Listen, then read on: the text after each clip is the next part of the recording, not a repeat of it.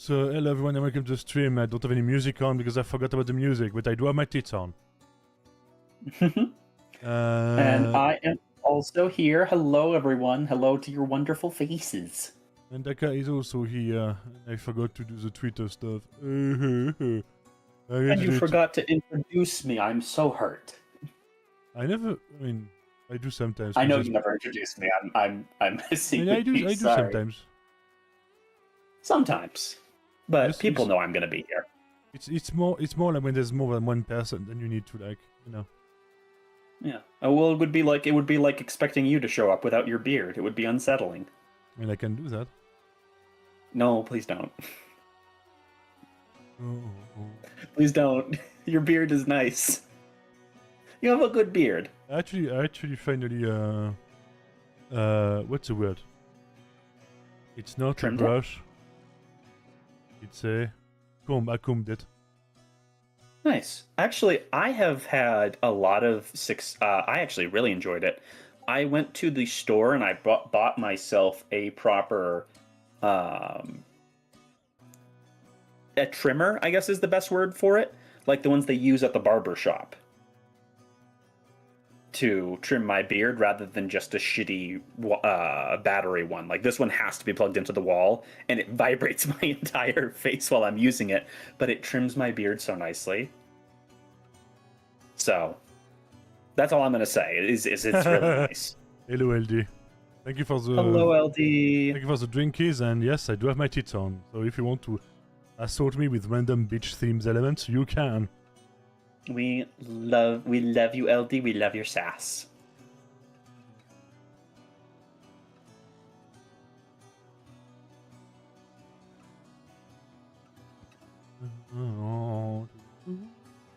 We adore our sassy friend, the LD. I may try to not insert myself, but try to join the community for like VR chat stuff.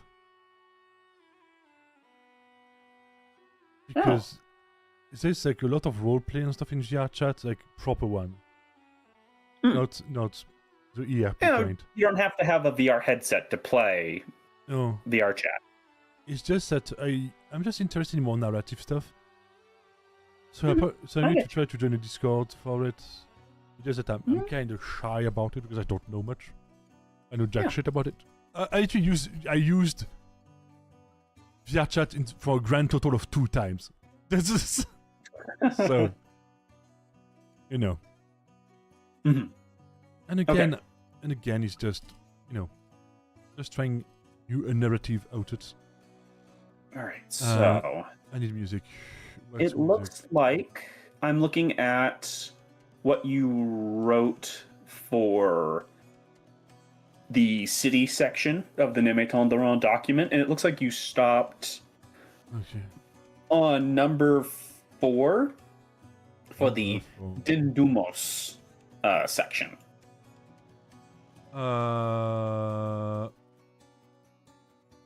Because that's where you started at number 4. That's where you started doing shorthand. Yeah. All right. So tell me about. It's not really. That's just what it is. Then I mean, some of it I've described. Just that some of it is just like that's just what it is. So. Yeah. It's difficult to like flourish when that's just what it is.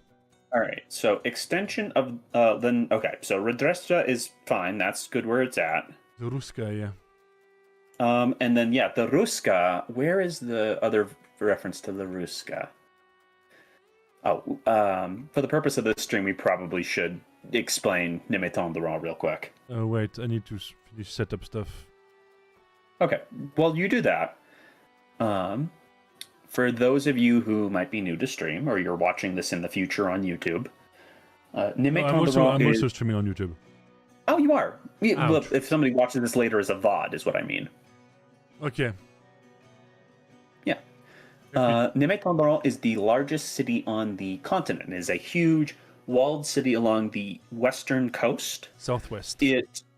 Southwest. Thank you. And it was built during the Cursed Mist. Yeah, it was built during the Cursed... before the Cursed Mist. The walls, at least, were. I mean, long before, because there's 3 walls. Yes. But everyone moved over there to start inhabiting it as the major city, where an event called the Cursed Mists happened. It was already a major city, more like smaller communities had to go behind the walls to save themselves from the Cursed Mist. Yeah, and if you'll explain the Cursed Mist so people have context. Yeah.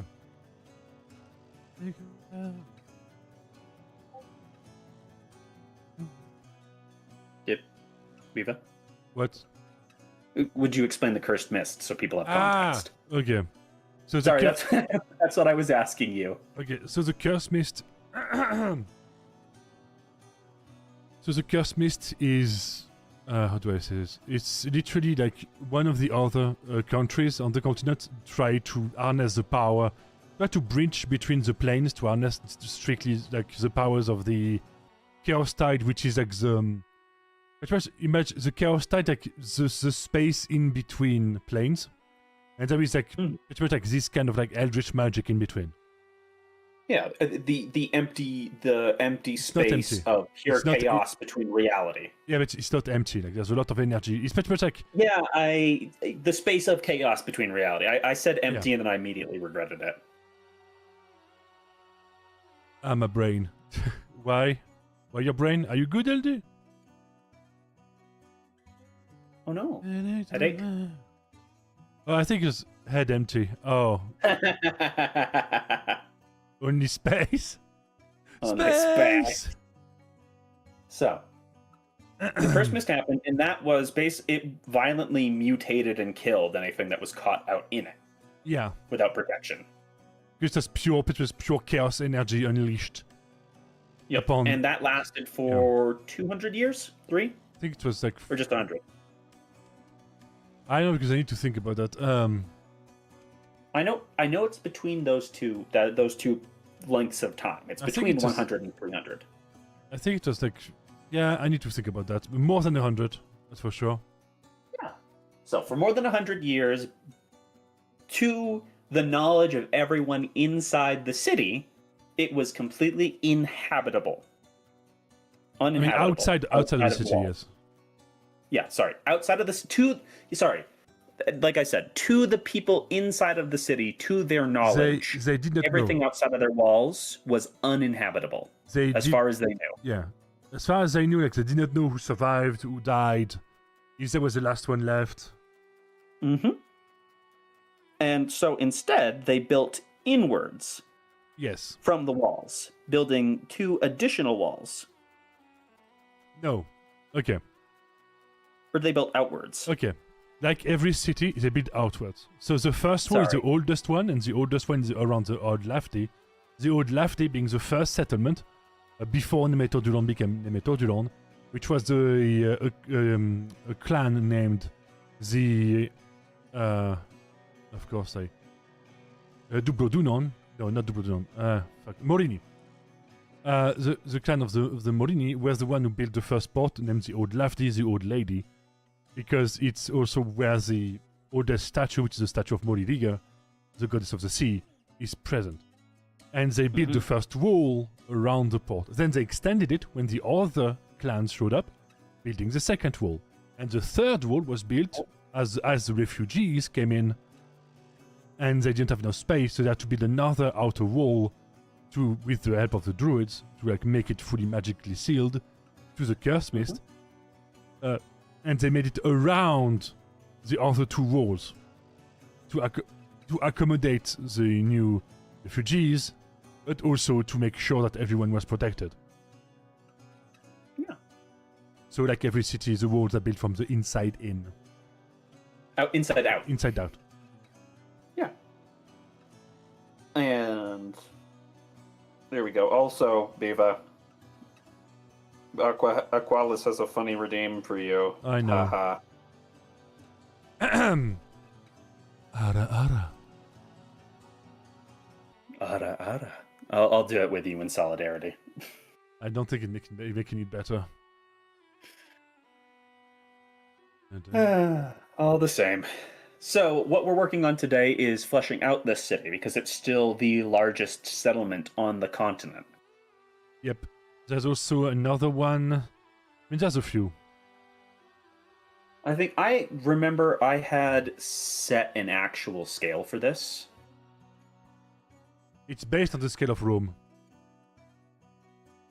Yeah, I'm trying to remember what it. I think it was at least. Hold on, how far across was Rome? Yeah, you're right.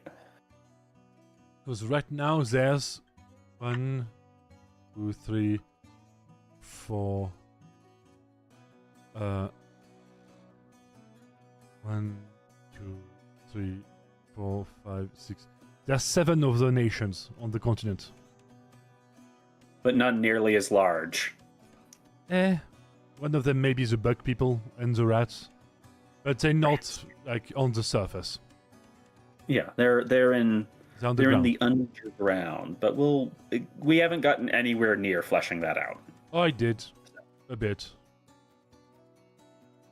Yeah, but no, well, not nearly as in depth as Nemetoduron. So we're gonna. Yeah, but we'll work on that once we expand outside of the city. I mean, I started to work on that. I know what I want with every single one of them, I think. All right. So, for reference for people, and I'll try to convert this into both types of units. Give me a second. All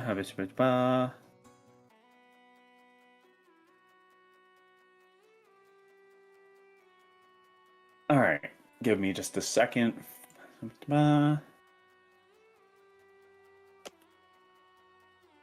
So, the city of Rome, very roughly, if you were to walk from the longest edge to the longest edge, or from one point to the other, directly across the city in a straight line,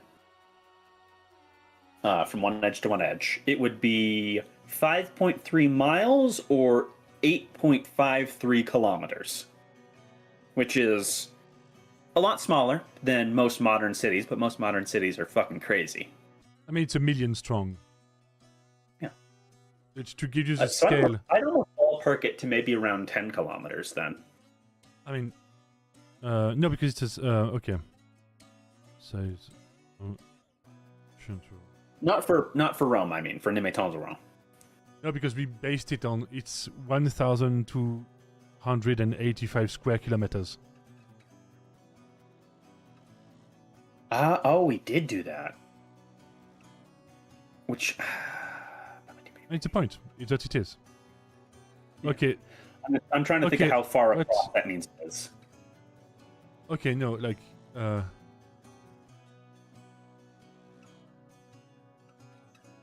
Okay, how big was ancient... Okay, no, okay. 13 square kilometers. Long. Long? Which means it's probably 15 to 18 kilometers across.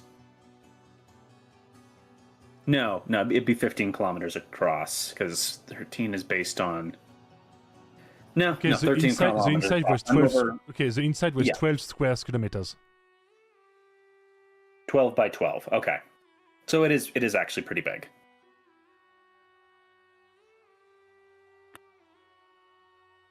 And for the Americans, so now they're saying 13 squares. Yeah.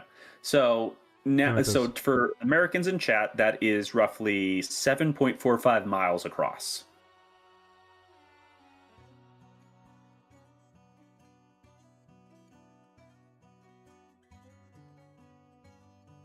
And for those of you asking, well, how do you fit 1 million people in 7.45 miles?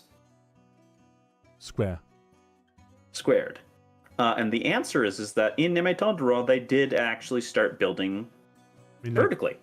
They're stacked. That's why the Ruska means beehive, because that's what it looks like. And you also have the stairs, which are literally like built, like almost like how do you see that? Fuck. Terraced farms, but with both farms and buildings. Yeah. It's not the best analogy, but imagine the Kowloon walled city, but significantly less janky. And actually nice. I mean, the bottom ones are not that nice, but the upper ones are better. I mean, you want to be in the middle. Yeah. I mean, the Kowloon walled city was a hive of scum and villainy. I think it was in Shanghai. I remember right. There's movies about it. Yeah. There is. No, it is absolutely fascinating. I mean, that's pretty much what happens when you have very fast development and no checks and balances. Yeah. It's like the favelas, in a way. Yes. And again, we're not blaming the people living in the favelas. It's just that's what happens when you have a boom in population, without anyone to tell it how to build or what to build and which way to build. No regulations. Yeah.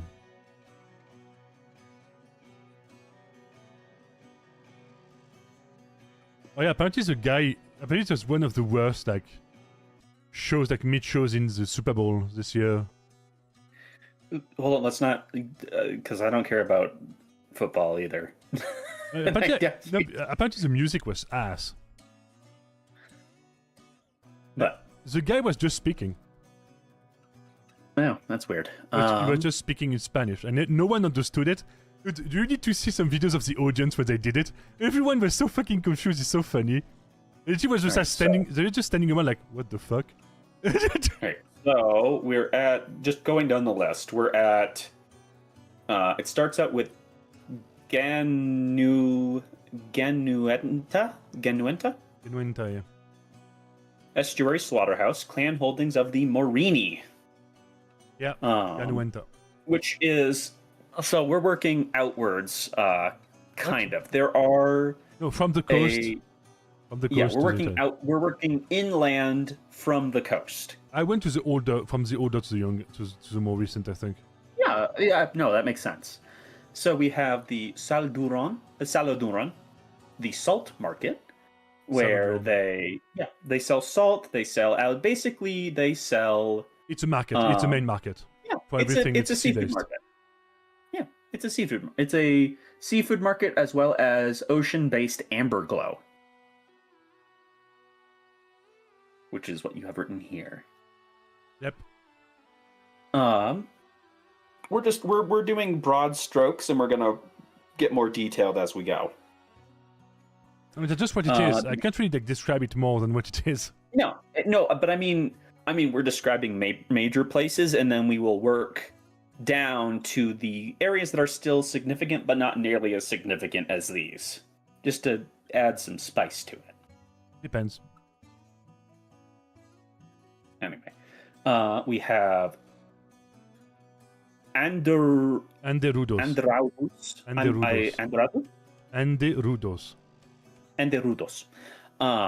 Or Gutport, which is the red docks where everything gets slaughtered, hence all the water is red with blood. Yeah. And by the way, if anyone asks why I was inspired by, it's literally the ports that were processing whales. Mm.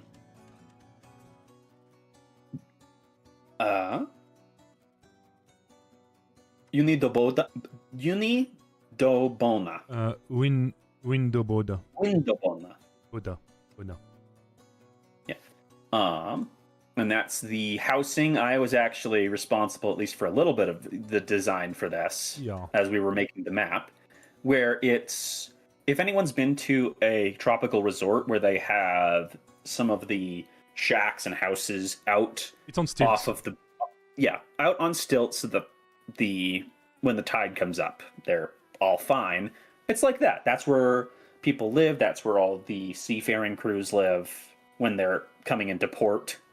All that good stuff.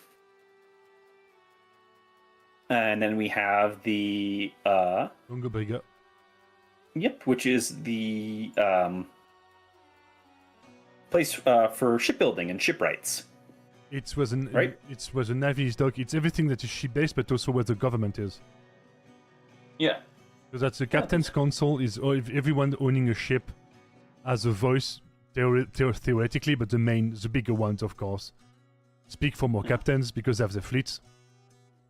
Keep in mind, this is not the unified government for the city. This is the inner politics for the Morini. That's the clan. That's the clan political order, specifically. This clan. Because that's how the city works, is that it's a bunch of clans trying to figure out how to work together. And that doesn't always work very well. There's the city council, and then there's the clans politics. City council is, if you think, it's like the overseer, but with very little power. They mostly... the druids have the majority voice when it comes to that. Because there always has been, like, the intermediaries, is that the word? And also, like, the neutral power. The concept of elders... elders does not mean that you're the oldest, it means that it's a position of power.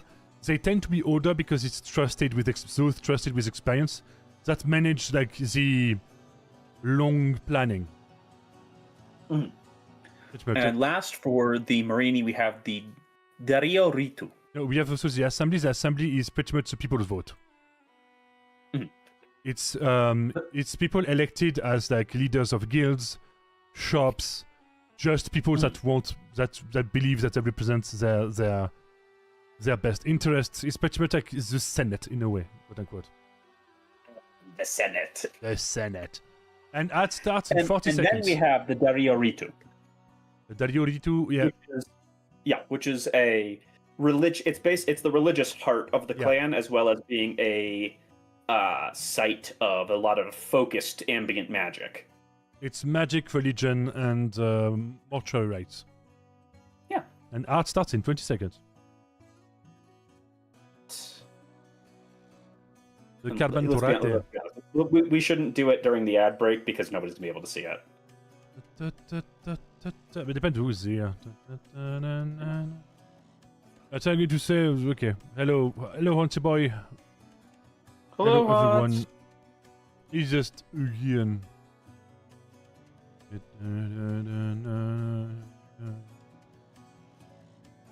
Did he? Yeah, he did work.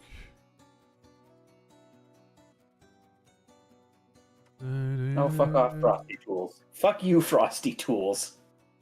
No, it's a funny... What? No, it's the last line. Fuck off, Frosty Tools.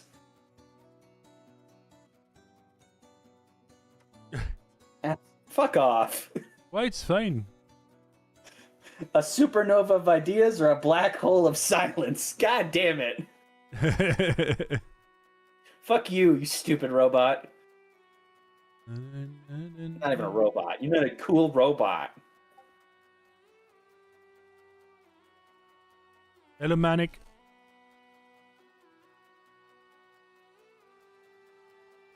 How are you doing, dude? I don't know if you can hear me because it's ads. Welcome back from the ads. Let's just hold off. Let's just hold off until ads. If Twitch is not lying, you should be back from the ads. So hello, Manic. How are you doing? Hello, Honsiboa. Yay! Hello. Hello, everyone. Alright, so on to the Carbantor... Okay, you're gonna have to pronounce that one. Carbantorate. Carbantorate. Shouldn't... Is it supposed to be an accented A for that? No. Hold on.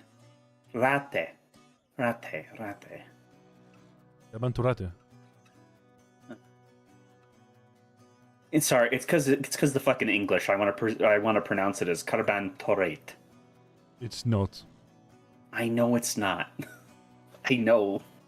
Damn you, English. I'm getting ready to go to work, so I'm going to lurk for a while. Okay. All right. Thank you, man. Have a good prep time. All right. So main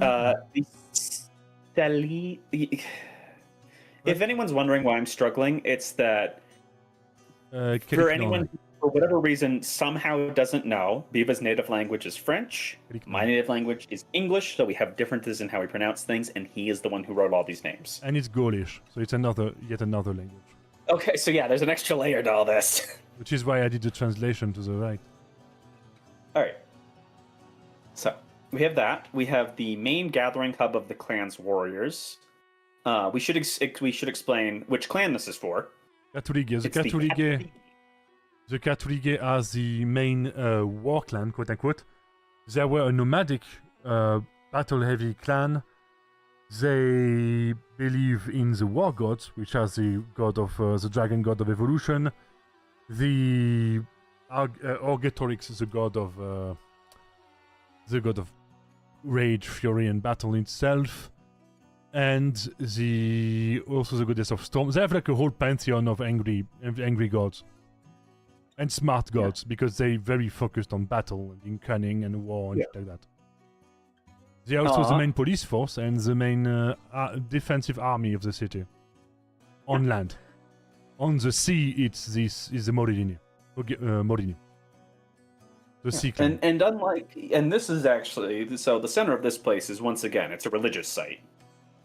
It's shrines, it's on the feast halls. They live within the Great Wall. Within the walls. Yeah. They live within the first wall. Oh, all of the walls. Oh, it's all the walls. Okay. So they're unique then. They're spread across all 3 sections of the city, rather than centered in one.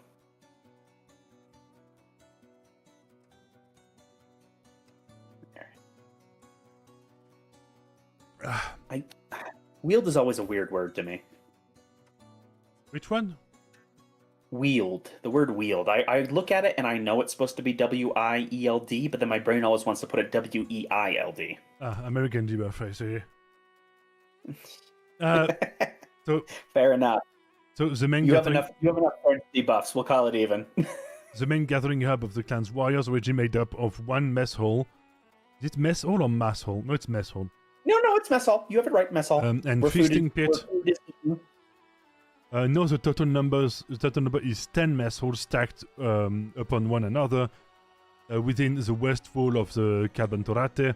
The upper 3 halls being dedicated to those on watch for the current day. The original Calicnon hosts shrines and relics of the Catriga's many champions, the most sacred being the bronze crown and the true gold spear of the last war king and queen of the clan. It is customary to toast to them at the start of any lunch or dinner, and to give offerings to them before battle. The second and third hold. Okay.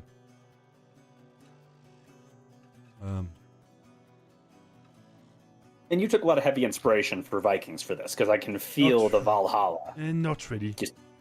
Really? It's because the Vikings are Indo-Europeans. A lot of Indo-Europeans used to do that. Hello, Gringo.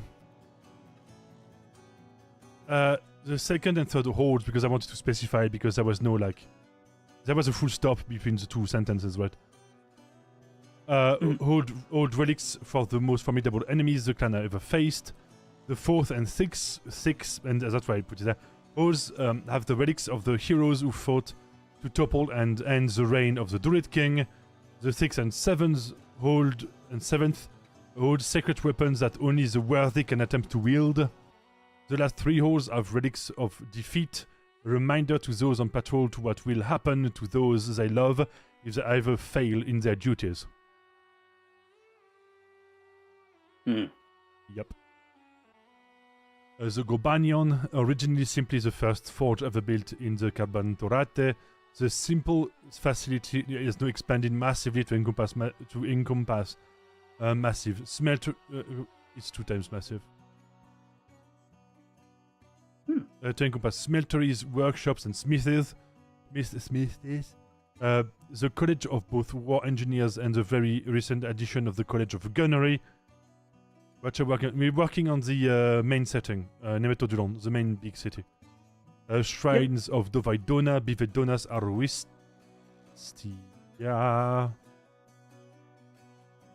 Arwistia, and Brigoikis are present, are there. Addition of the College. So they're also smiths, though they aren't the only clan that does smithing. No, because they make their own armors and stuff. Exactly. So they're very big on self-sufficiency. There's 2 main smithing clans. There's 2 main smithing clans, such as the Isarnoklitos, the main mountain clan, and the Katrige, because they maintain their own stuff. It's just that the Isarnoklitos tend to be better because their main focus is crafting. Yeah, but the Katarigi are very big on self-sufficiency because of their nomadic roots, where they, for a very long time, were very self-reliant for everything. It's just that if you want better quality stuff, you go to Isarnoklitos. If you want to equip your rank-and-file soldier, they can do it themselves. Yeah, exactly. I'm not. No. I'm not saying that any different. I'm not highlighting the difference in quality. I'm just explaining why they make their gear themselves, and also, when the Asarnaquetos are better at it. Also, it's a question of like during battles and sieges. Yeah, you need to be able to make your own stuff, and also especially if you're cut off. It's also you need to be able to like, quickly maintain your stuff and keep it in tip-top shape, and create ammo and other stuff to maintain the siege going on. Yeah. So it just makes sense. The section of this, the Orobriga. This section of the Cabantorate is made out of 3 schools: the Mind Warrior, the Warborn, and Blade Excellences. The first one teaching tactical strategies, the second being the main training facilities for melee combat, and the third teaching weapon synergies and unique martial arts. It's a war school. Yeah. It's a military school. It's military school. It's military school. We have the Koriosidon. Koriosidon, yeah. Got it. There we go. Yep. These sections are the living spaces for the warriors of the clan on the first 5 levels. The food production facilities are on 6 levels, and the entertainment and arena on the surface level.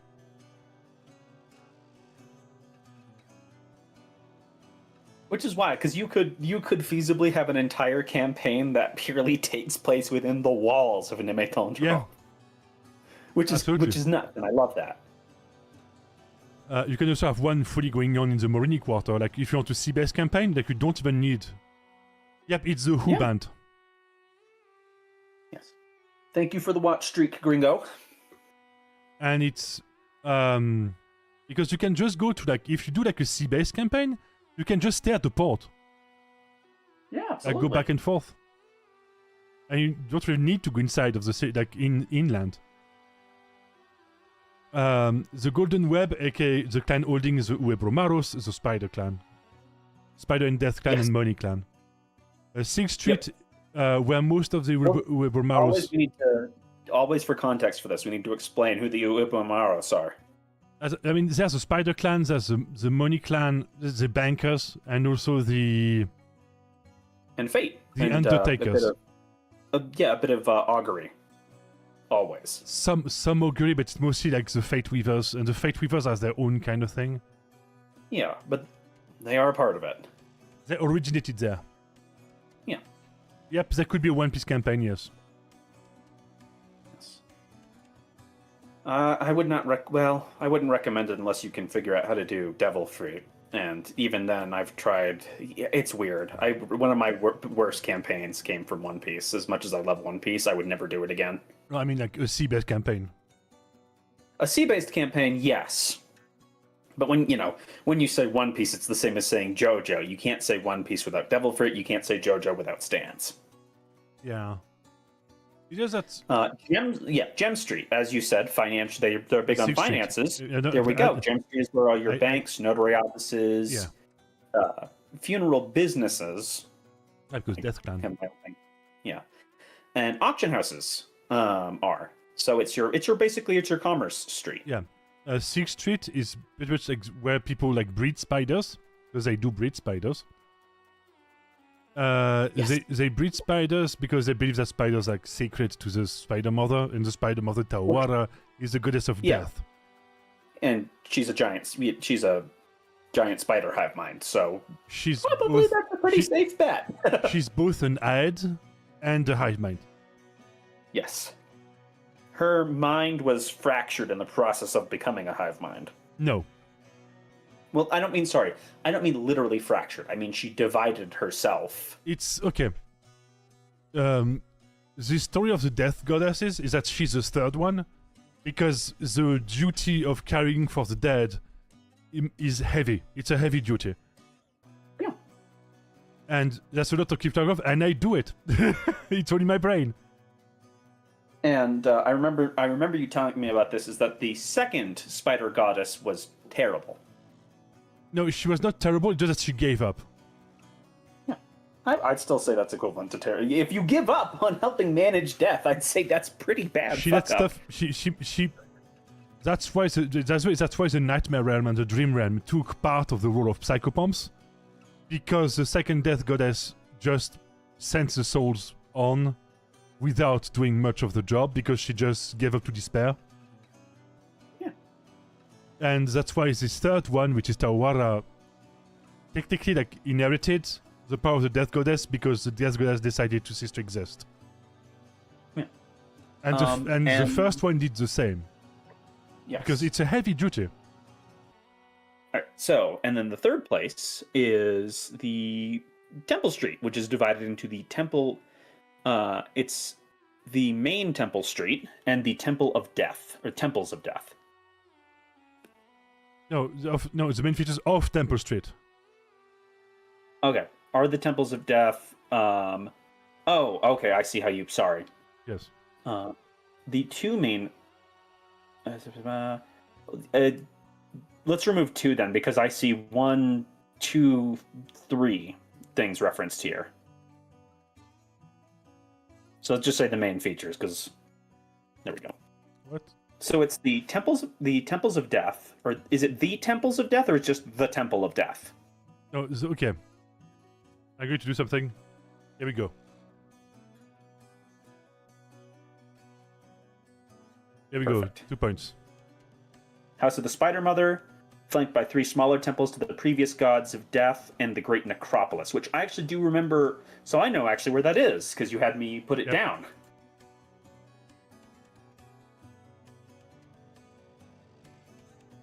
The other building of note being the fated halls of the Fate Weavers, the lodgings of the Priesthood of Death, and the council hall of the Matriarchs. Because the Wibbermouse are a matriarchal clan.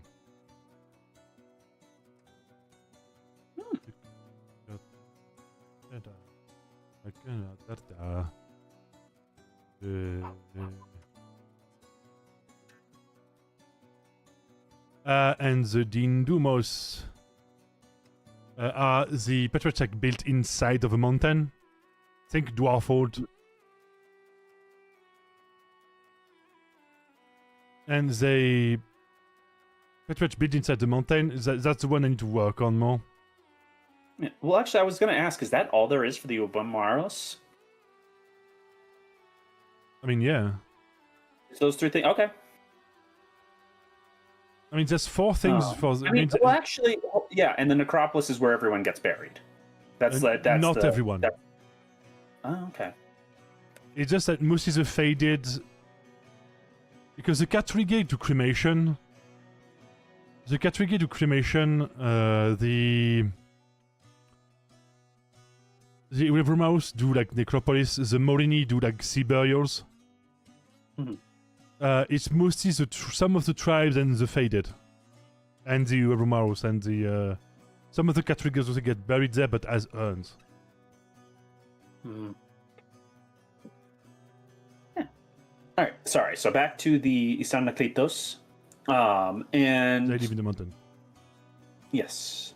With a big section of that being both the Gobkin and the Diverger.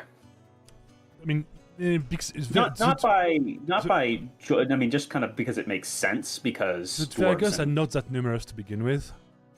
Yeah. So it's not very hard for them. A lot of them to be centered in one place, population-wise. I would say it's a mix, but there is a strong like Gobkin minority. There's also a strong Hornborn minority. Because they're all good at digging. And also because that's what they like to do. It's just that the Hornborn has... Yeah, exactly. They like to do it, and they're good at it. There's also like a bunch of wingborns on the surface of the mountain, in the stairs. And the Redresta. Alright, so the Tigomena... let's flesh that out a bit, because it's just crafting districts, foundries, and smithies, and you have such wonderful descriptions for all the other ones. I need to think about that. Yeah, exactly. I mean, since those are kind of straightforward, like, what does it look like? Give me... I have to step away for just a second. I will be right back. It's centered... around the 3... Wait, I need to look at something because I don't remember my gods. That's the one thing I can't keep track of all the time is the number of gods I made. Because I made a lot of them.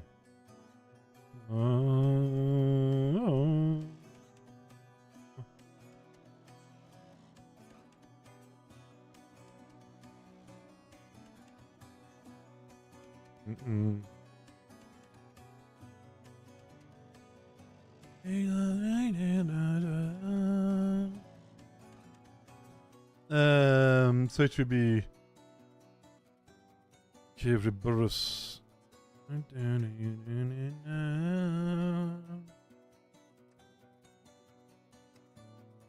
So Riberus, then Bivaidonas.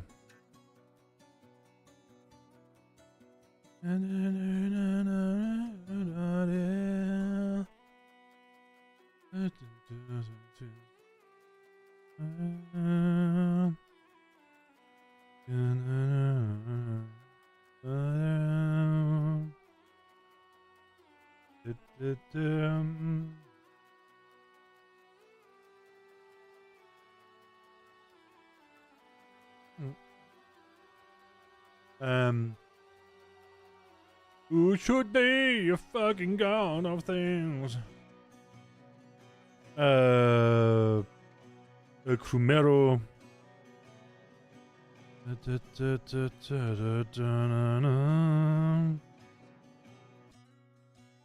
Crumero. Then in his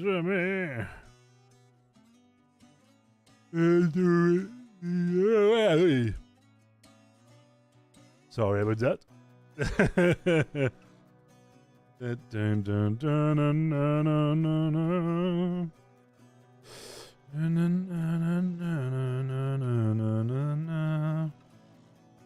Probably Delnas.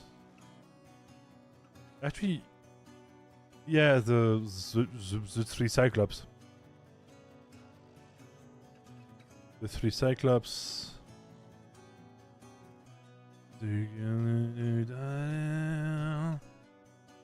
And then I need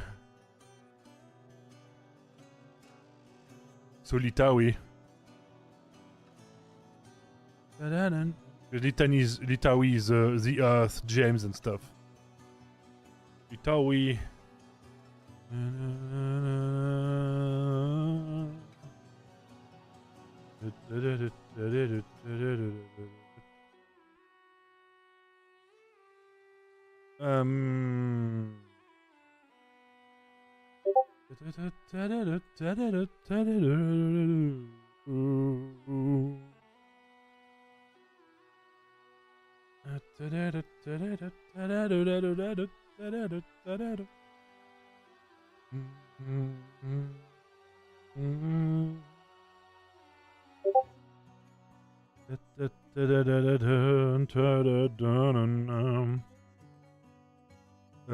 Vectorix. Yeah.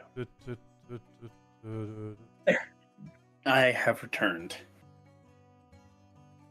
There's a lot of gods tied to crafting and shit. Yes, there are.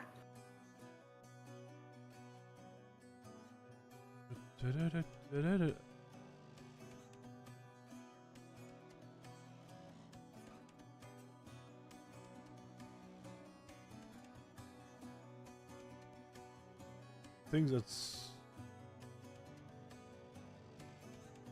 around the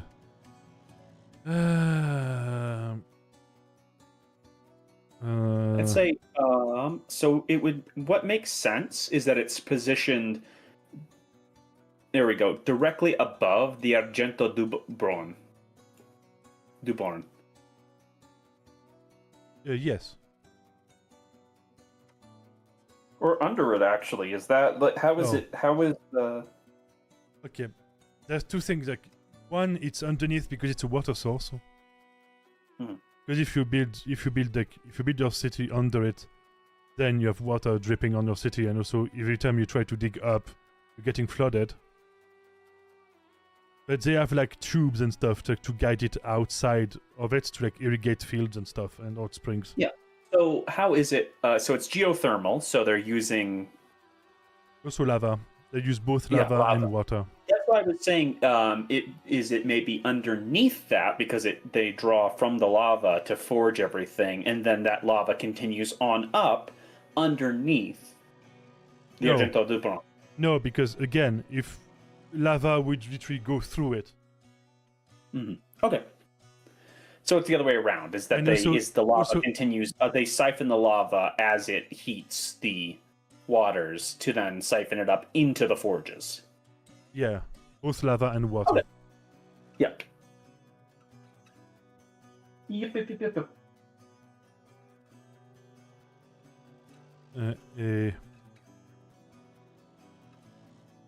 That one is going to take a while to describe.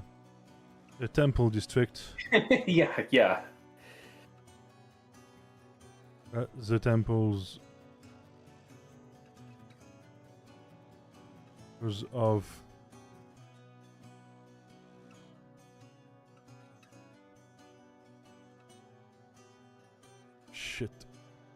Rebels, Bivaidonas, Crumero, with the three Cyclops, Litawi, and Rectorix.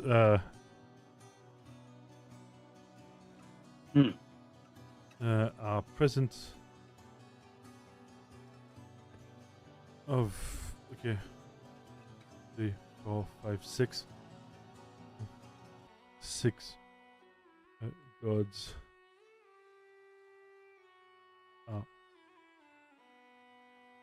are set up, and time to describe them all. Okay. Did I do it? I did not do it. Okay.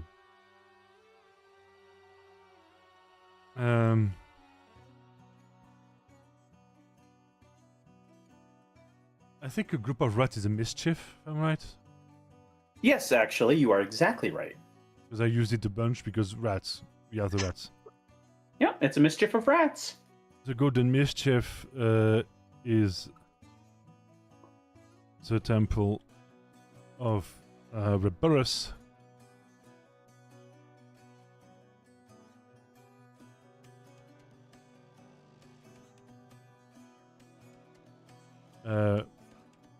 The rat god. Yes. Deity of ambition. Ambition, defiance, cunning, luck, and precious metals.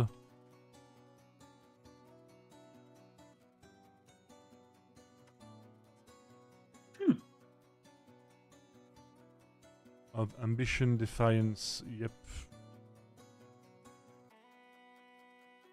Of defense, the temple is houses thousands, untold thousands of rats, giant rats,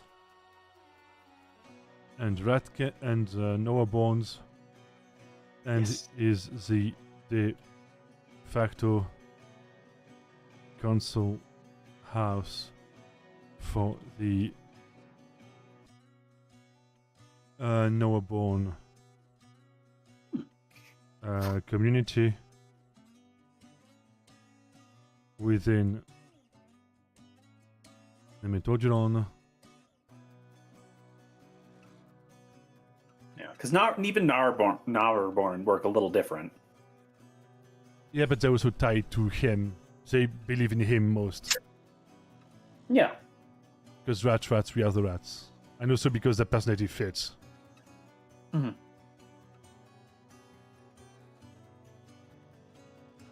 A born community within Nemetoduron.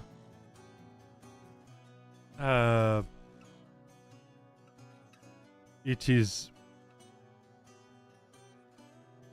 a gaudy building, covered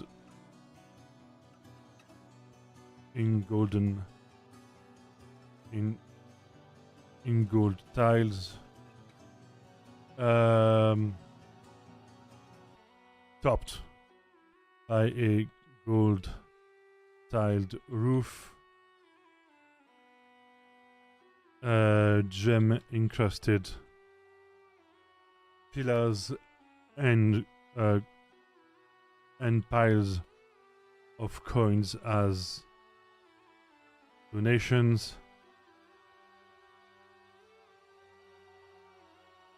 It is also used for business deals and negotiations.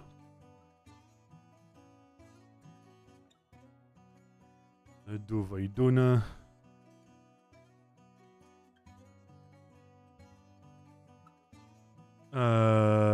The Heart Forge.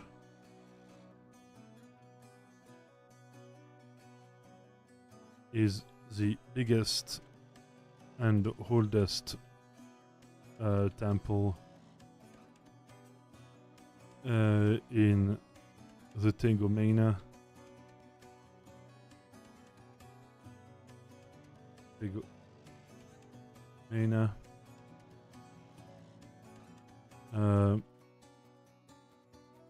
With large masterwork forges, enchanting benches, shrines to depose works to be assessed by the Forge Mother.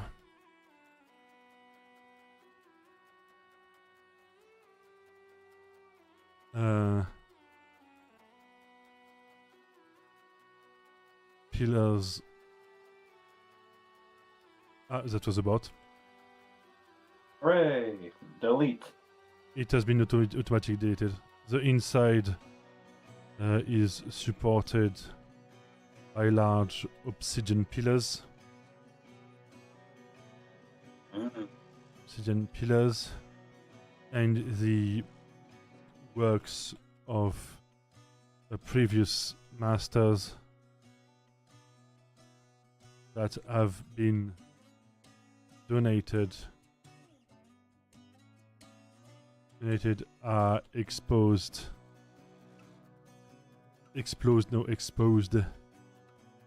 on shrines for all to see and to inspire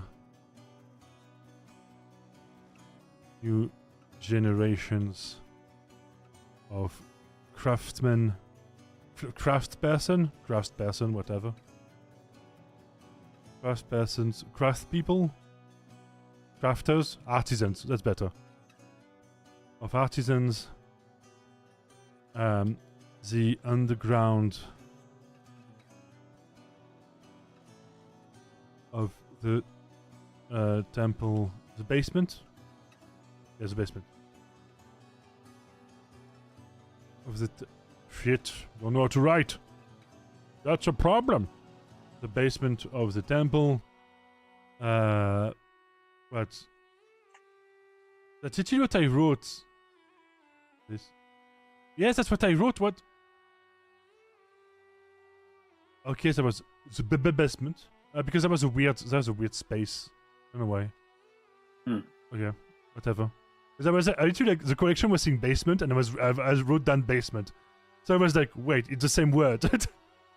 Yeah, well, just remember, the Google Drive now uses ChatGPT to do its corrections. So, yep. So it's now incorporating common spelling errors that people make. Because it's such a good idea to have AI do spell checking. The basement of the temple is has facilities for analyzing looted. Actually, no, that one should not be there. Okay, this temple houses the a large library filled with the blueprints of any donated blueprints that can be studied by any craftsman, artisan who pays the entry fee.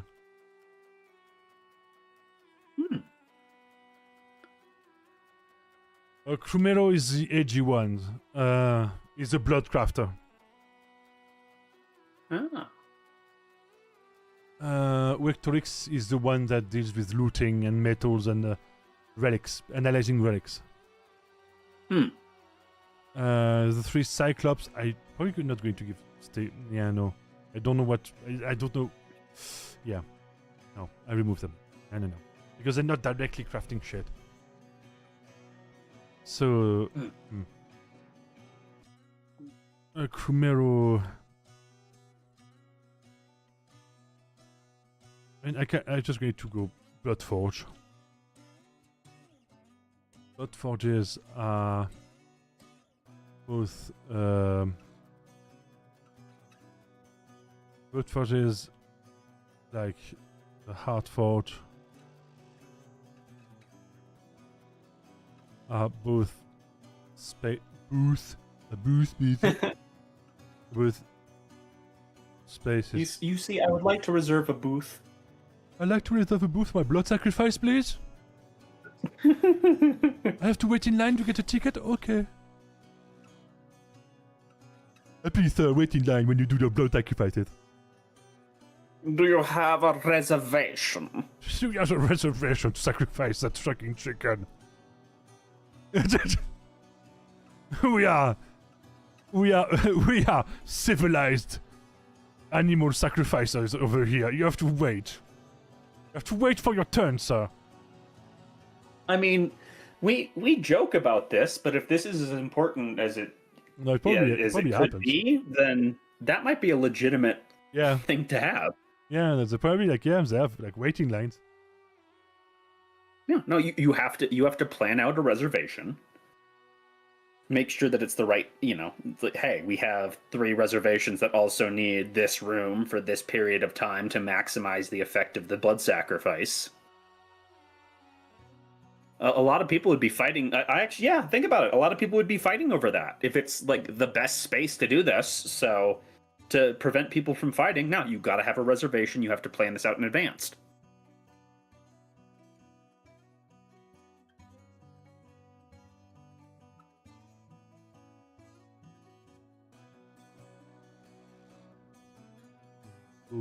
Okay.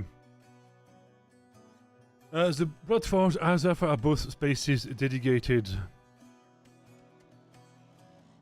to crafting as acts of faith. The act of faith. Itchy beard. Oh no. Okay. Itched gone. Hooray! As acts of faith, this place crafts weapons specifically meant to kill, I want to say outsiders, but okay. Give outsiders. Me a second. To the mortal plane.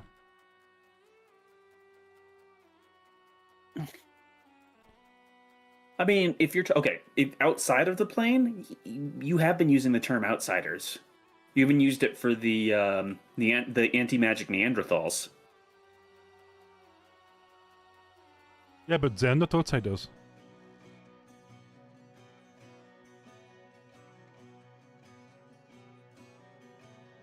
Like the Neanderthals are not outsiders. Like they are mortals. So Okay, so what do you want to call him? What do you want to call? I mean, It needs to be like a one-word thing, because just extra-dimensional being is just a mouthful. yeah, but outsider is just useful. Interlopers, intruders. No, interlopers actually sounds great. Yeah, but interlopers. Yeah, it frames them immediately. It frames them as negative.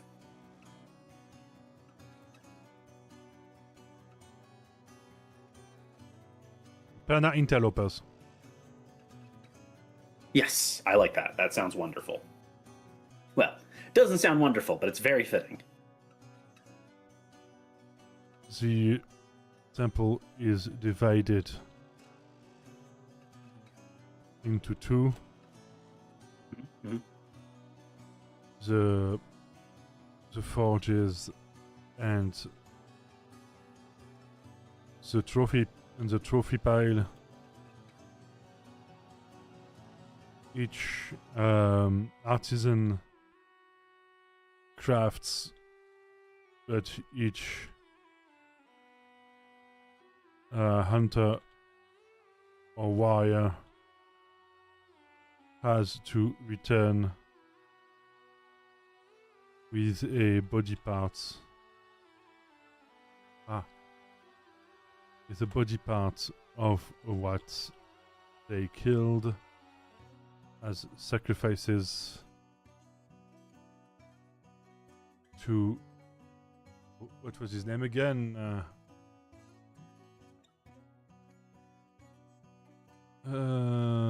Crumero, yes.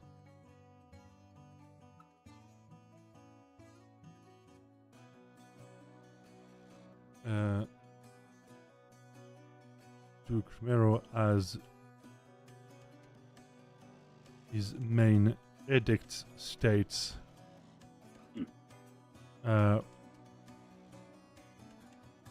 but as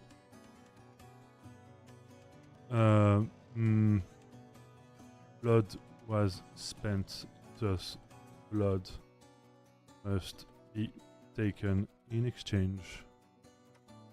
Must be taken, yeah.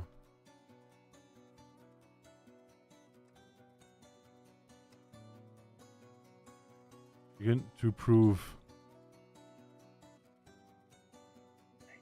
the to prove both,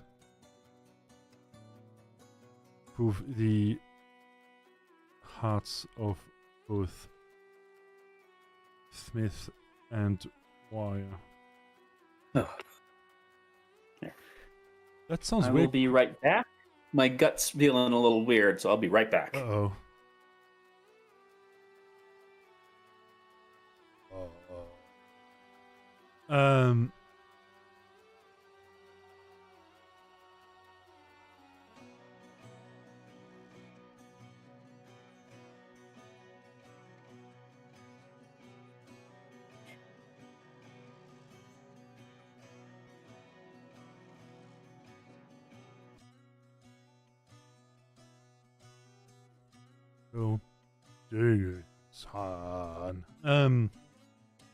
It was the arts of both the noses, yeah? The temple is a structure of austere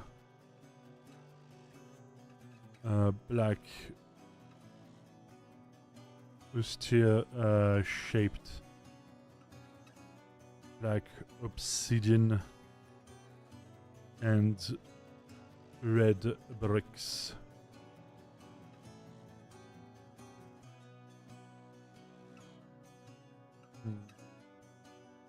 Red bricks with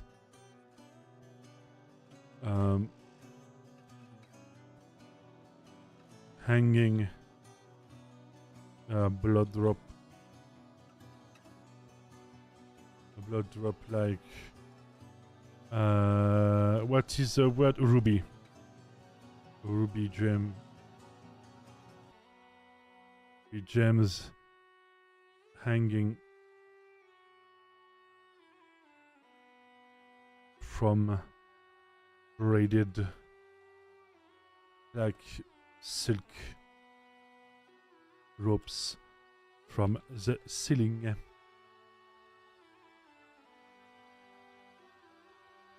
Sa.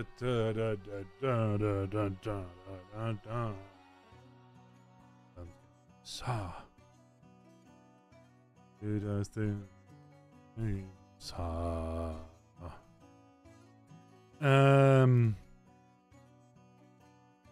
I hope everyone is having a decent Tuesday.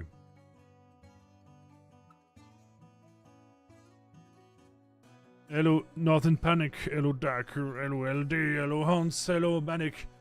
And hello, Aquilius. I don't know how to say Aquilius that way, but I'm going to do it because it's funny. Because it's funny in my head. Whatever.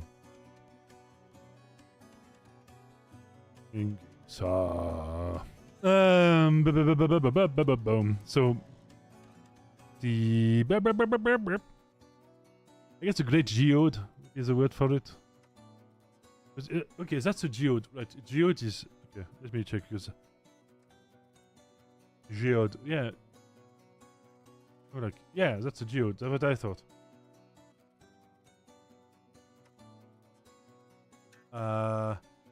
That should be a good alliteration in JG.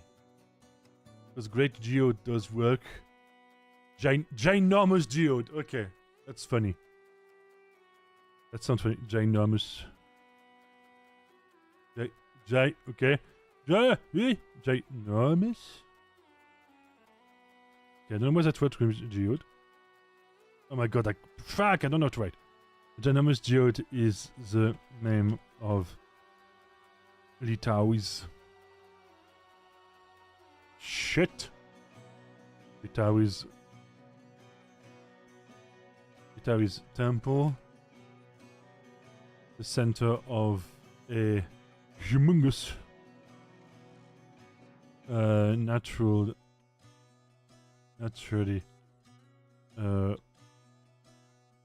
occurring opened geode with a sleeping statue of herself at the center. Offerings of tea, gems,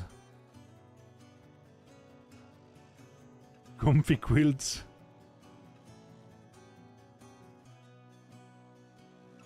and fluffy pillows.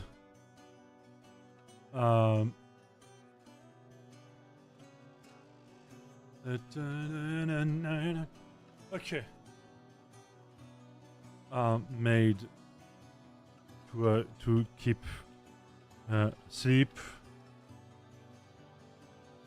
as it is believed that earthquakes are created when she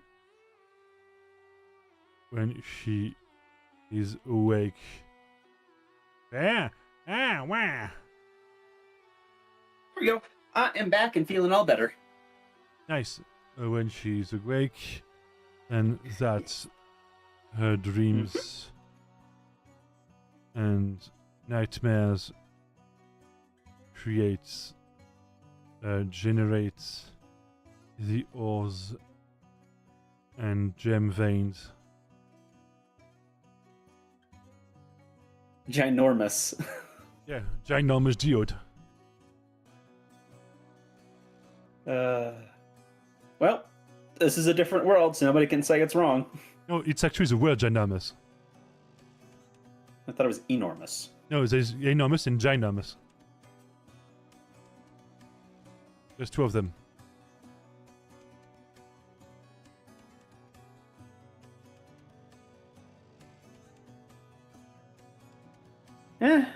Ginormous. I mean, it isn't Merriam-Webster. Yep. Ginormous, extremely large. Yeah. It started as a colloquialism for gigantic and enormous. Yeah, but I don't care. It's in British English. It is, and it's in Oxford Dictionary. It's everywhere. I don't care. Well, I'm not that I'm going to complain. I like silly words. I'm okay with that being a word. Also, I want my alliteration. Here. I fully support you. And if your father said I'm wrong, I say suck it. Language evolves. And it's in it's in all dictionaries now. So yeah. And also enormous geode sounds good, but not as good as ginormous geode, because then you have alliteration on G. So yeah. It's purely for the alliteration. Is the name of it the gigantic geode. Gigante.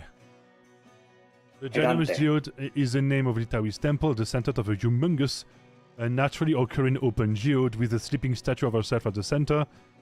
Offerings of tea, gems, comfy quilts, and fluffy pillows are made to her to keep her asleep, as it is believed that earthquakes happens. It's better. Happen. That earthquakes happen when she is awake, and that her dreams and nightmares generate the ores and gem veins that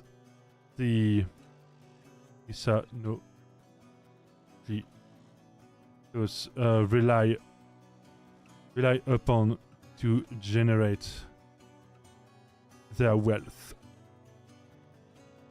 And also, like, she's literally like understands that she's asleep most of the time.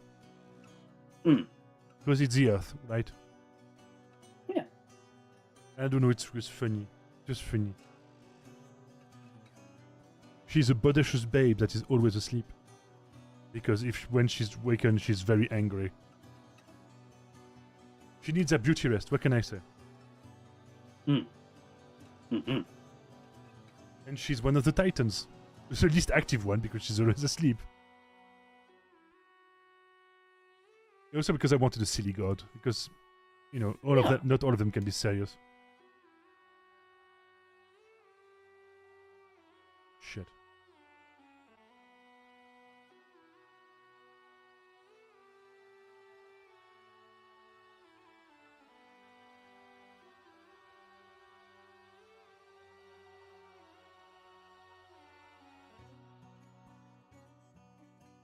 So I'm adding sparkling water to my strawberry water.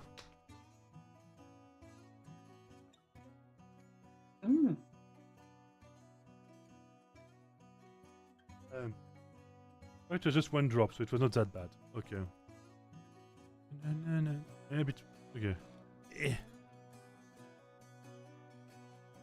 Dude, they've added those weird, like, you know, like what's the word in English? You know the stuff that you use to close bottles? I guess a top or whatever? A cover? What kind of bottle? Water bottles. Like the screw-on. Oh, yeah, the cap. Yeah. They've added those caps like that's supposed to like use less plastic that are like attached to the bottle. And I swear like half of the time you don't close them right.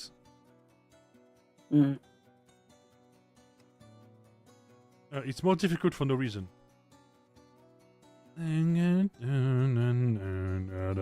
Chug, chug. Vectorix. Oh, yeah. The reliquary. Vectorix. I need an iteration. The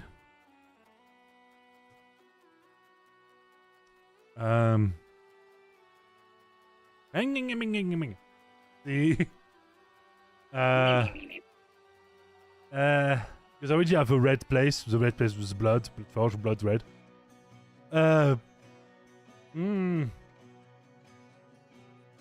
Reliquary makes sense.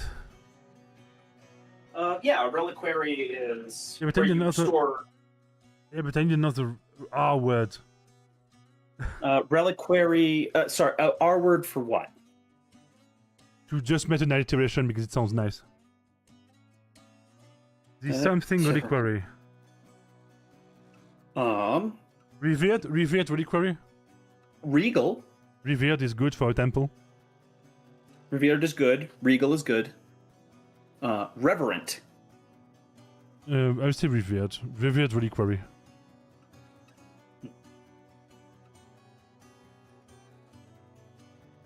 Which reliquary is... Oh, Viva. Resplendent reliquary. No, because I don't think... No, How fancy is it? No, I don't think it vibes because he's the god of looting and shit. Which means there's a lot of precious items in there. Yeah, but I don't know. It doesn't sound like a place like. I like revered. Robber's reliquary. I like revered. Okay. It has better like religious connotations. The revered reliquary is the temple of Kurumisagios. Try say that 10 times. Yeah, say that 10 times fast. Reverse, I can reverse. Ah, fucked up. I can somewhat do it, but Kurumisagios. That's difficult, man. Man. Good, I wrote it. Was I right the first time? Wow. Whoa, I actually wrote the name of a god right the first time. That was not Biv. And one of the most complicated. This is the temple of Kurumisagios, where adventurers,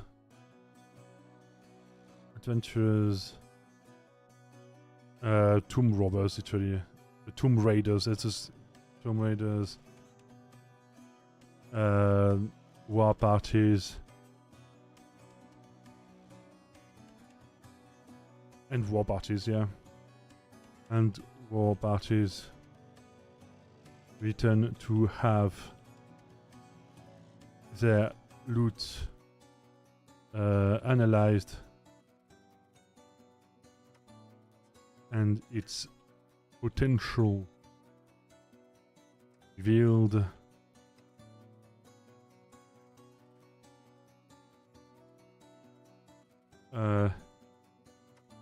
It is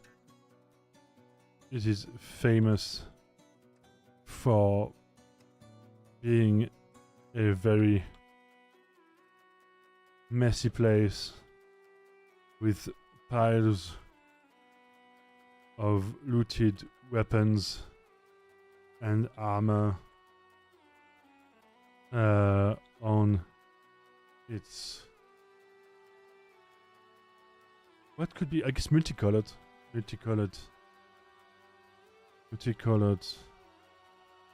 Gem.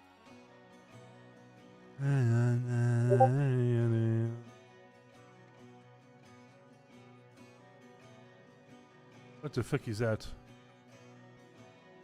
What? Maybe it's a real person, I'm not sure. Someone just joined the server. Let me have a look. It's a E. Name is E. Just E? E. Dot. Welcome.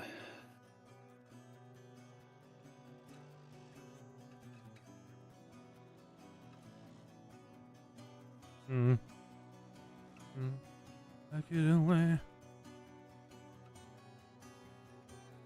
It says members? No, it's a Discord member since 2020.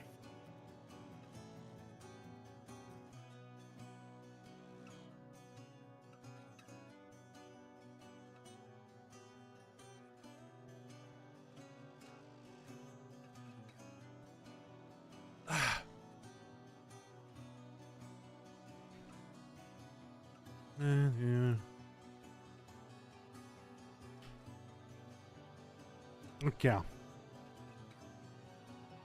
Sorry, I was drinking water.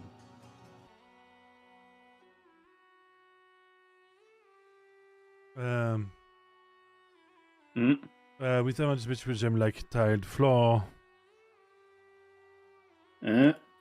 Maybe.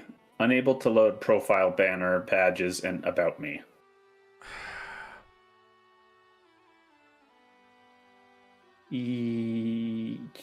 View main profile. He doesn't have any activity, anything in comp. No, this seems very suspicious. You know what? Hold on. You know what? I'm not going to take any chances. Oh yeah, no. Message could not be delivered. Yeah, I banned them. Yeah, no, that's... Nope. I banned them. If you wanna join the server, you gotta say something. And also not be suspicious. Yeah, don't have your profile set to private. I mean, not even that, it's just like... I don't know. Well, the fact I couldn't message them despite them just joining the server. Yeah. You have dealt with far too many bots. Yeah, it's exhausting. Sorry if you were an actual person to come and talk to us in chat, and we'll be happy to rectify this. Yeah, you know. And also it happened just before like a bot got banned on those chats, so...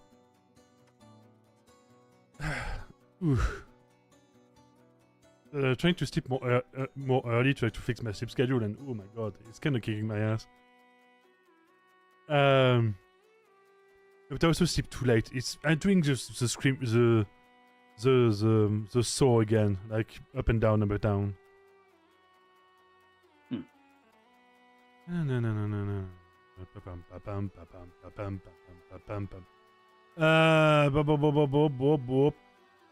No.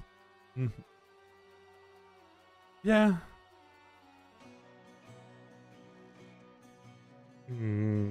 Staying still. Or... Okay.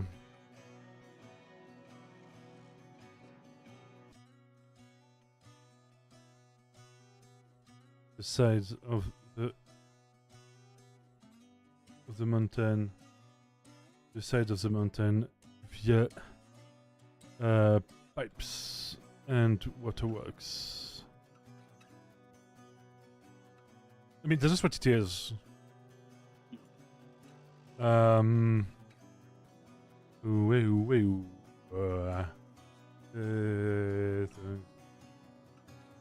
don't really know how to describe it, like redresta. Nice thing. Oh. I guess the redresta is the same as the stairs.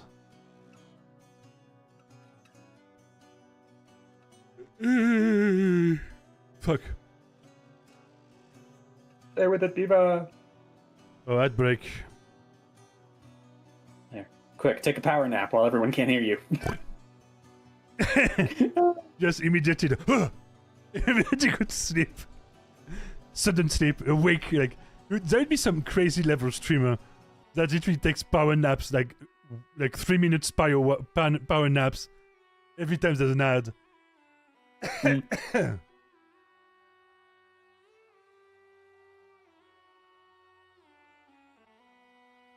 Oh no. Fuck!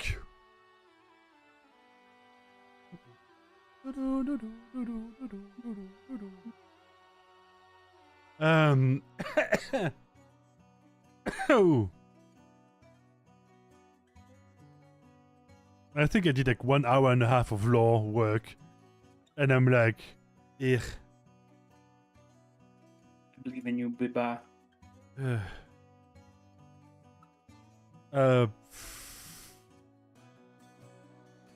Okay, sorry people, I'm just...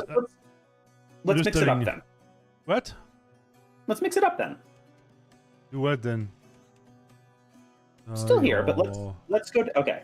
Let's switch down to... Medio Cantos. What? Let's switch down to Medio Cantos. Yeah, but this... Okay. Yeah, just...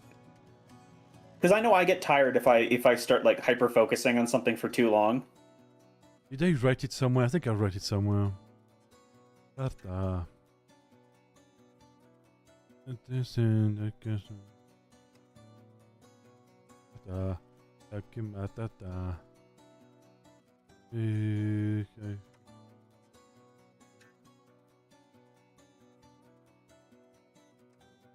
Tour. And yeah.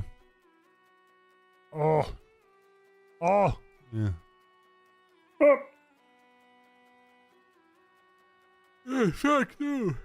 Damn it. Again. Do not die, Biva. It's just a little bit of a dip. It happens. Okay. Ha! Not there.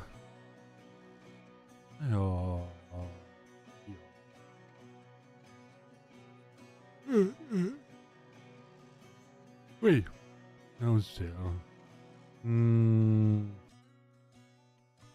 infections? No. Oh, man. Fuck! I said I swear I put it somewhere, but I don't remember. That's annoying. All good. What's that?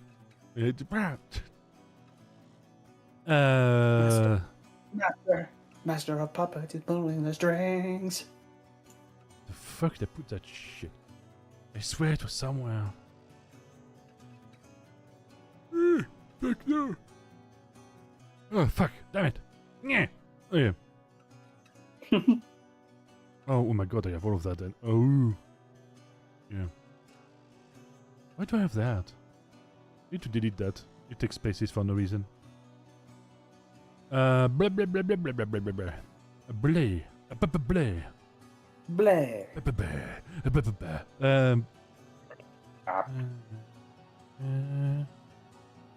I don't know. Maybe I deleted it. That's possible. Sometimes you get frustrated and you do dumb shit. Oh, that was not me. I looked at the deleted thingy. Okay. Made out of colorful.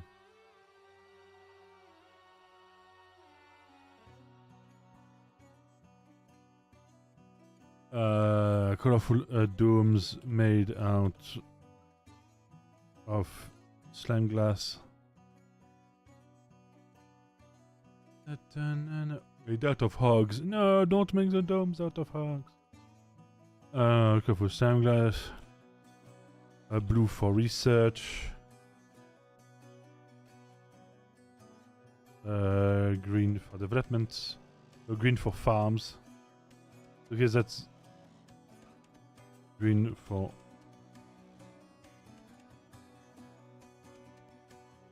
that's no. Purple for development.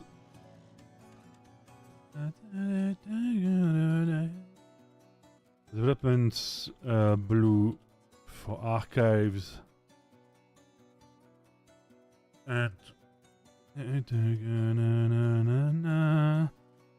And white for healing. I guess for hospitals, the word.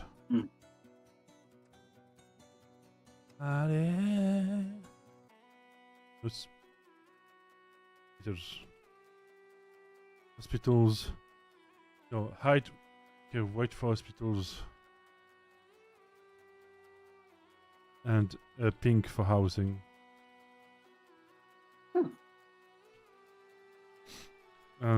The Meduli have built the entire district under a large slime glass dome, itself housing all domes, each color having its own function.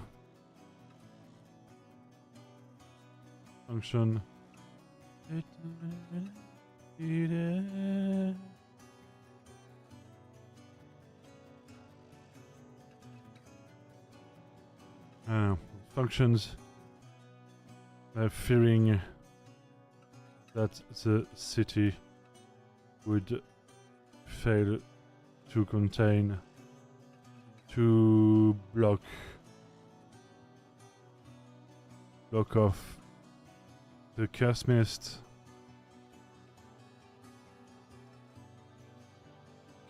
And decided to protect itself and its discoveries over everything else.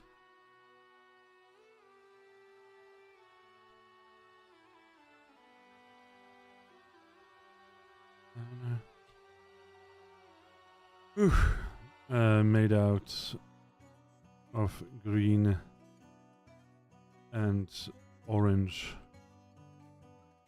domes. So, green, orange, and brown domes. The green for fields and for greenhouses, that's a word. For greenhouses, orange for breweries, and brown. Actually, I need another color as well. I need another color. What's a good color for slime that has not been used? A color for slimes that hasn't been used.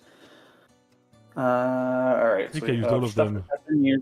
Green, blue, silver, actually, black, red. We haven't used red yet, like a strawberry red. Or like a jelly, like a jam red. So red. Very red, yes. Brown. Orange for breweries, brown for cattle ranches, and red for slime production.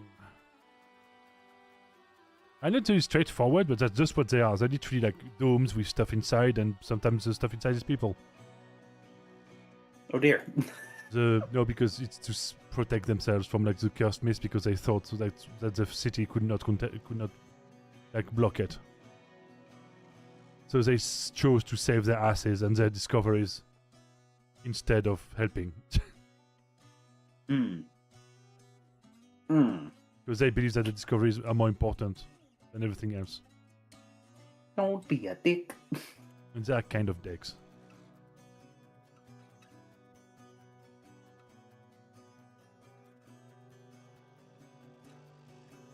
And that's pretty much all they are for the Mediocanthus.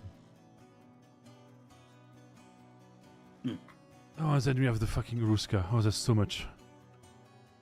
Oh, okay.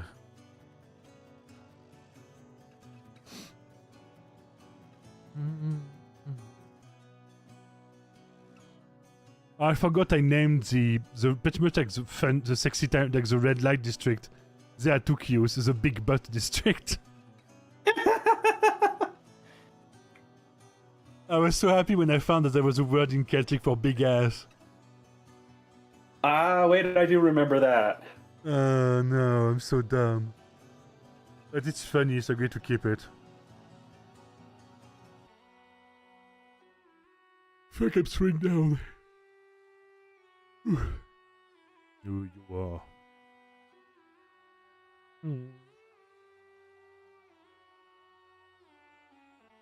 And now you are you.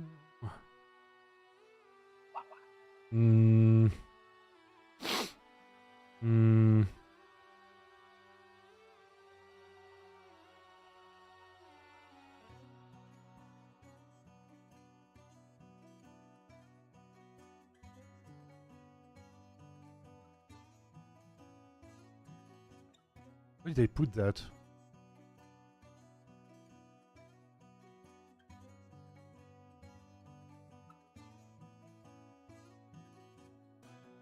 Blah blah blah blah blah blah blah blah blah blah blah blah.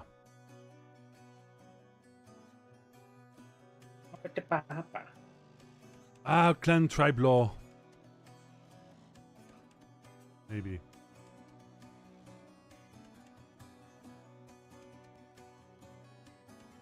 Dun, dun, dun, dun.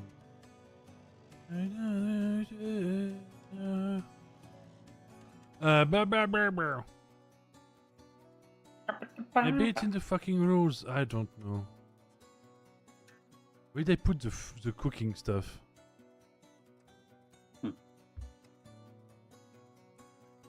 Limited judgment give you spoons. Rule set. Where the fuck they put that?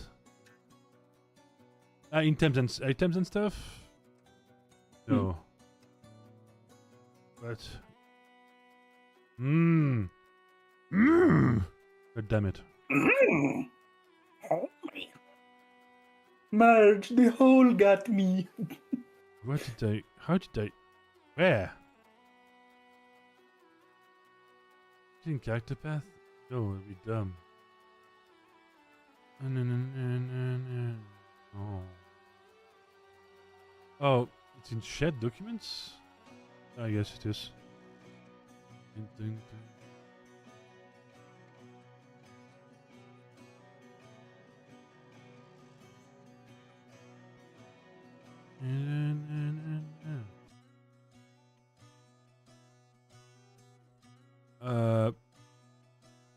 What the fuck?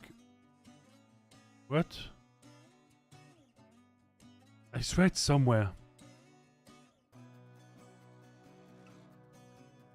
What the fuck?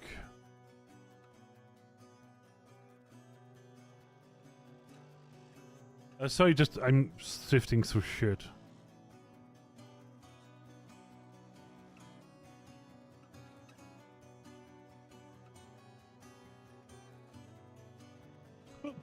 I swear, what the fuck?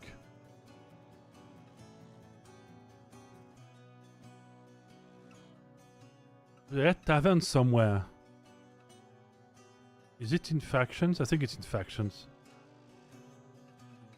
I think it's in factions. It has to be. Yeah. It has to be in factions. In the Senapalia. Oh yeah, I did it. Nice. I still have it. Great. Because I had a bunch of like taverns and stuff already written down. So I can just copy paste that. Really? Oh my god, this is so sad. This is from a VTuber I used to know, be friend with, but they stopped VTubing and I've not heard from them since. I'm still, you know, it's... Ah, I'm so sad. I agreed to keep it as a reference because, yeah, we were friends once. She was a mute VTuber, like Catherine Cypher. Oh yeah, I think I remember her. Yeah, she just disappeared. Aw. I'm just going to copy paste it and put it in the proper document then, if you have it. Abalo.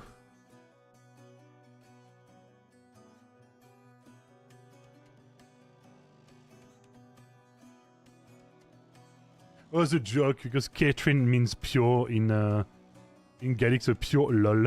Oh god, it was so long ago. I think it was even before I knew you. Yeah, it was before I knew you, yeah.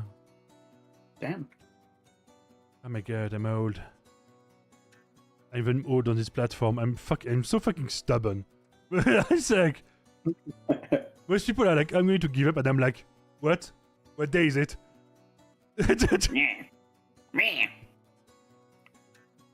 Oh, hello! Hello, Lullaby, how are you doing? By the way, Lullaby, I lost my Twitter account.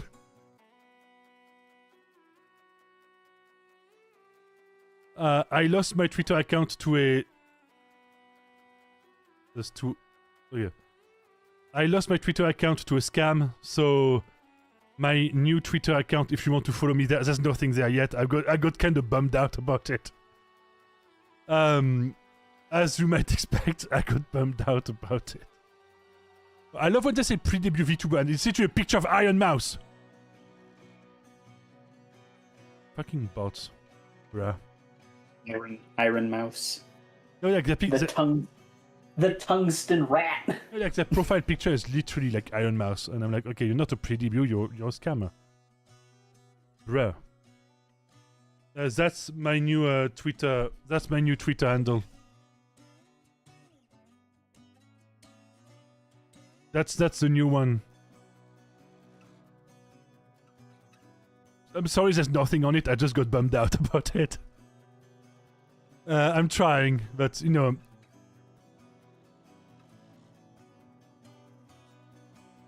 And we are working on the main setting of the core book, which will be the megalopolis of Nemetoduron.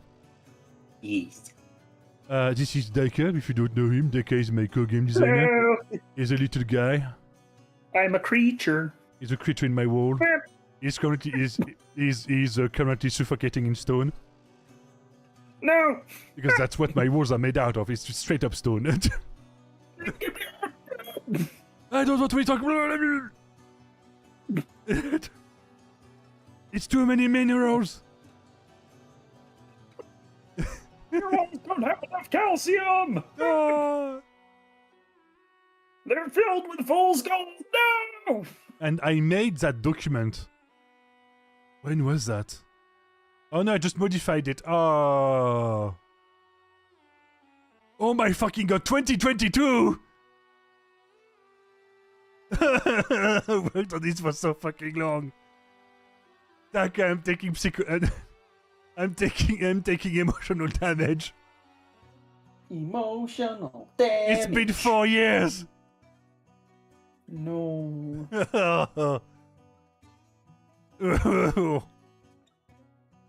Oh, Doctor de la Plague, no! It's a eulogy for VTubers! I mean, I think just take an indefinite hiatus. He was a cool dude. At the point to... Oh, Lemonicus, she's still alive! She's still alive! There's one who survived! In 4 years, many things have changed. Dear Lord. Which one? What is the giggly donkey? Ja, giggly donkey. Ik ga er weer niet. Harry.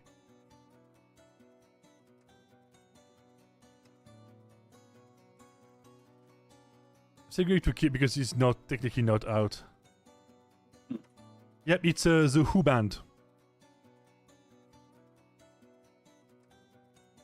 It's the Who. They are a band from Mongolia. The where? They're from Mongolia. That's why if the language sounds kind of quote-unquote weird, it's because they're speaking Mongols in their lyrics. They're speaking Mongol.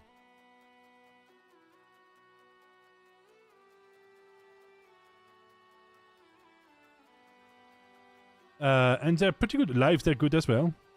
They mostly do folk metal kindy-ish, but it's not. It's throat singing, so it's not really.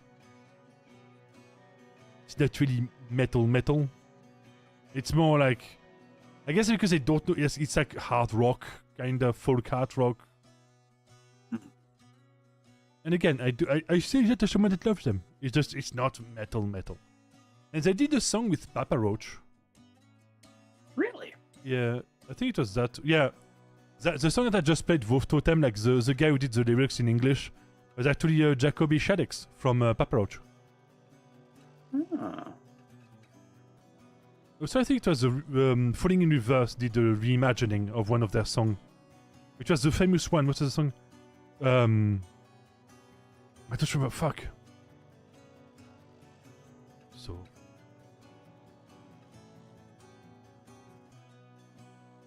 Rebirth and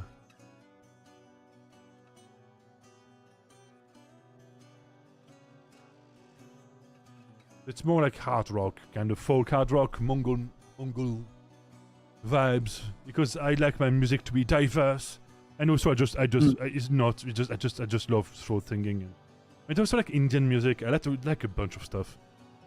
I mean, if it's good, it's good. Yeah. If it's good, it's I good. see no problem with this. I mean, there's no problem. It's just like if the music is good, the music is good, and if people overthink shit, it's their problem.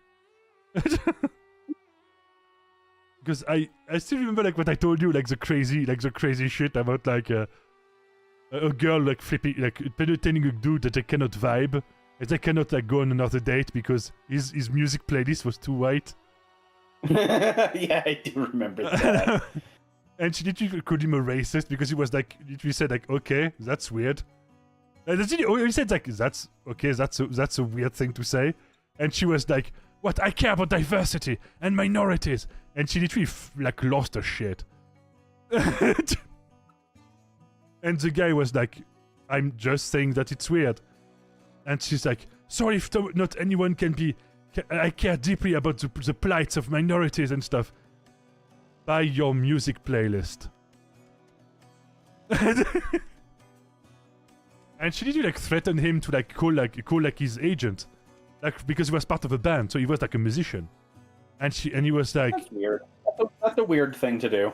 Yeah, it's like, okay, so I need to have 25% of my music need to be Asian, 25% need to be European, 25% need to be like African, and 25% need to be North and South America. I don't know if you calculate that. Can you even calculate that? I don't even know. Like, it's so weird. And she pretty much means that she listens to R&B and rap. That's probably what she's saying, that she mainly listens to, like, African-American music, and it makes her, like, a great person or some nonsense. Yeah, that's weird. I mean, it's the only way, right? Because no way someone is doing that. No way someone is literally going through their place like, too white, too black, no, You know, like a fucking maniac. Because come on, you have to be like a crazy maniac to do that. No way.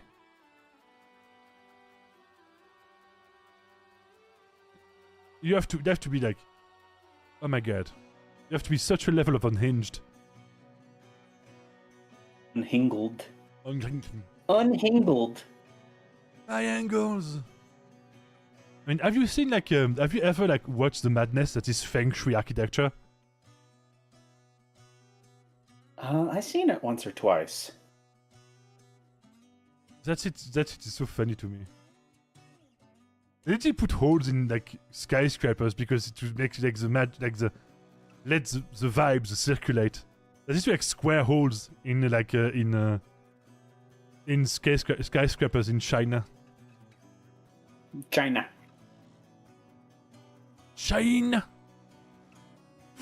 Chicken to China. Oh yeah, like the blue bar sound of food and drink, no Cenobites allowed. And it's the one that you went to like for a few campaigns, like as the tavern, because I have a very cool map. That's a tavern inside of a giant cauldron. Oh yeah. It's made by Innocide Maps, I think. And it's one of my favorite maps ever found because it's so fucking cool.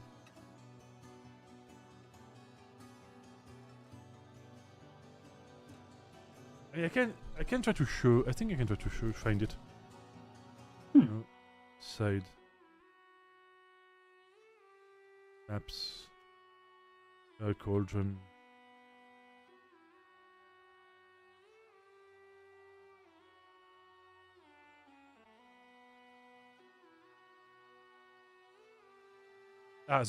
Immediately found it.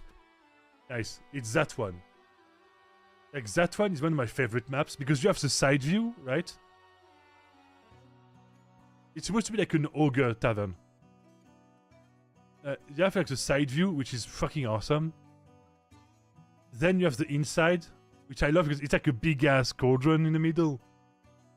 There's a second level with the rafters. Like there's the bedroom and shit. There's everything. I just love the concept of it. It's one of my favorite maps ever. Also because I love taverns. Like design of taverns and stuff. Yeah, taverns are fun. Agreed. the oldest tavern in historical record that has a name is actually from the Canterbury Tale, the Tablet. The Tablet. Oh. Because it was actually an historical one. Because we have a bunch of fictional ones, but we don't have everyone. And the Canterbury Tale is the oldest one in that is like historical and recorded in Europe. And we also have one, but it's not really a tavern. It predates tavern. It's a Roman one from Pompeii, a taberna, which is I don't remember the name, but we know that serves snails. No. Because snails were actually finger food in the Roman time. And so That makes sense. And so kind of cheap. And I think I can find the picture actually. Taberna. Taberna. It's also like taberna is also the word in Italian for tavern, and the word in Portuguese and Spanish, I think also. It's taverna in Spanish. I'm not so sure. I don't speak Spanish. I just know that taberna and taverna are something, and I know that in Italian it has become trattoria, and in French it's tavern, which is why the English is tavern. Taberna, Pompeii.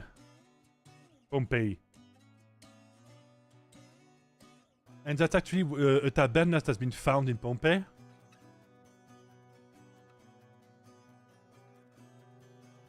And of course we don't have the names. I don't think we have the names for it. But that's actually what it looks like. We still have some of the paintings. And as you can see, those holes, like the holes on the... is it on the desk? Is it desk or bar? I don't know the name for it. You know, like the stuff in front of like... the... how do we say that? The counter. That's the word. You have like depressions, circular depressions, because they would put like a coals and stuff inside, and then a pot or like a big plate, so that the food could stay hot when you pick up your food. So that it will like holes on the counter to like fit plates and pots. So you could like, so it's like almost half a buffet, but you serve yourself, and then you like pay for the money, like you pay the money for it. And the taberna was also the earliest form of fast food in Europe, because it was like already cooked, already made. You just show up, fill up your plates, pay money, and eat, right?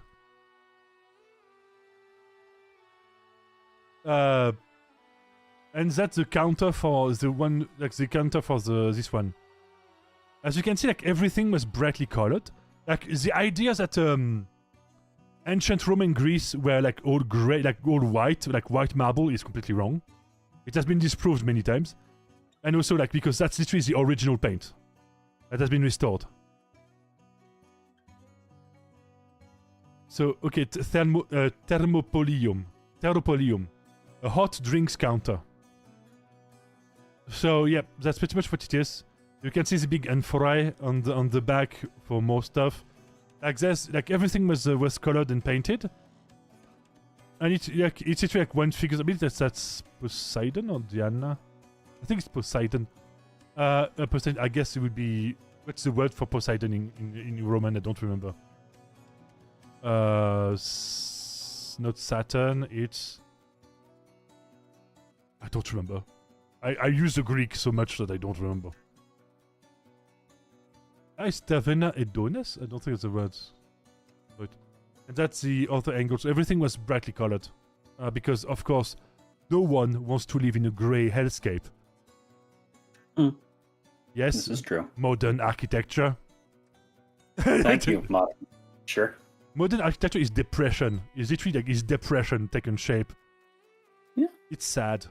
It has been proven. There's been a study, I believe, in Malmo, in Sweden, because there is a whole architectural movement to bring back. Yeah, you actually the one who brought that to my attention. Yeah, to actually bring back older architecture, but modernize it for current needs, but just make the buildings fit and look good.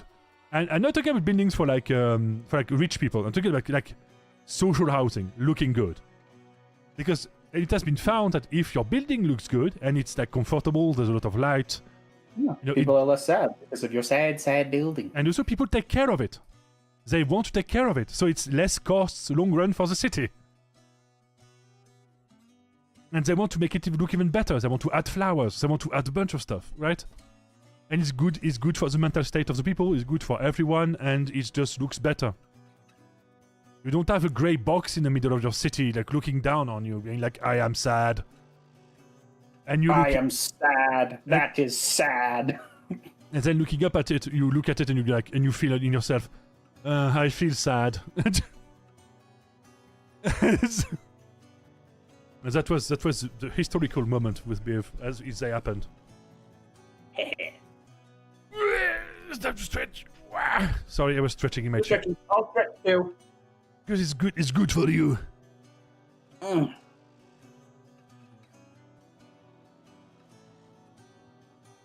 And I've not worked on the Moritas Gus yet because it's a Morini tavern and I want to make it kind of chaotic. Because it's a Morini. No, okay. So the Corcoran is also Morini. But the Moritas Gus is also Sea Badger, so also Morini. I guess two of them are Morini. Badger, mushroom. A badger. Mushroom. Snake, there's a snake! Snake. Dude, we're so old. That's great. I don't care. It's a great age of Weebly. Weeble? I think it's Weeble, wasn't it? Yeah, Mr. Weeble. Yeah. Like I said, he still made something last year. Yeah.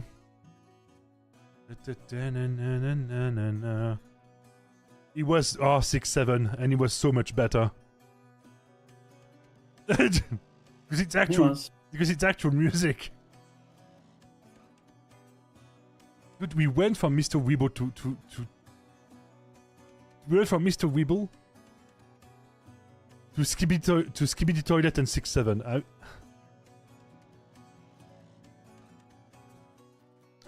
Okay, I'm going to stop. Yeah, you're just gonna make yourself sad. No, I'm just like, why? They have to put something in the water. By the way, the name from the red light water in the city is named Atukius because it means big ass or big butt. It means big ass cheeks.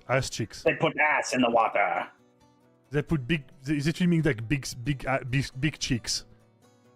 Specific ass cheeks. There's a sexy time district. And then there's the works, which are the industrial stuff. So, and then there's a palace, which is the palace used to be the main. There's the actual palace of the Druid King. The history of the Druids. And then he got deposed because he became mad and crazy. And because a rubber room with rats. Because when you take sippies from the chaos tree of magic, your mind tends to slowly turn into slurry. Because chaos magic straight into my vein. The crack cocaine is dangerous for you. Don't do it, okay? Yeah. Don't do it. Don't do it. Don't do it, mon gars. Bad for you, okay? Should we play a game? I want to play a game. What game were you thinking? I don't know. What do you want to play? Let's look at what I have. Because I cannot play Helldivers. Helldivers because my game is bugged and it literally makes the game freeze. Before they literally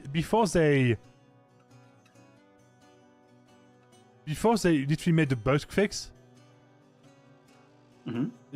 Before they made the bug fix, it would literally freeze my entire computer.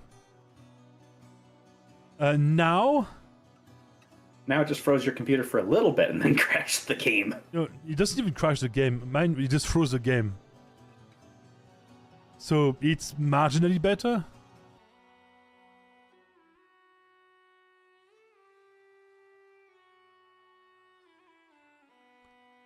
So what game do we have? You could play Deep Rock Galactic. If you want to. There. What we need to do is at some point we need to all play Enshrouded together. Yeah, true. True. We could do that tonight, probably. Oh, there's a new... No, it was... Yeah, today! New Helldivers. Well, there's actually... at this point, I'd say... unless it says specifically that they... Wait, fixed. I don't see the fix. Oh, crash fixes. Yeah, but that's fixed a rare class crash. Fixed a crash that could occur when finishing a mission with convoy objective. Fixed a crash on rapid acquisition.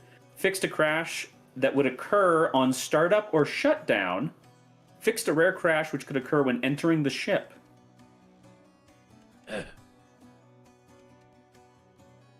Hold on, and they have a known issues one. Let's have a look.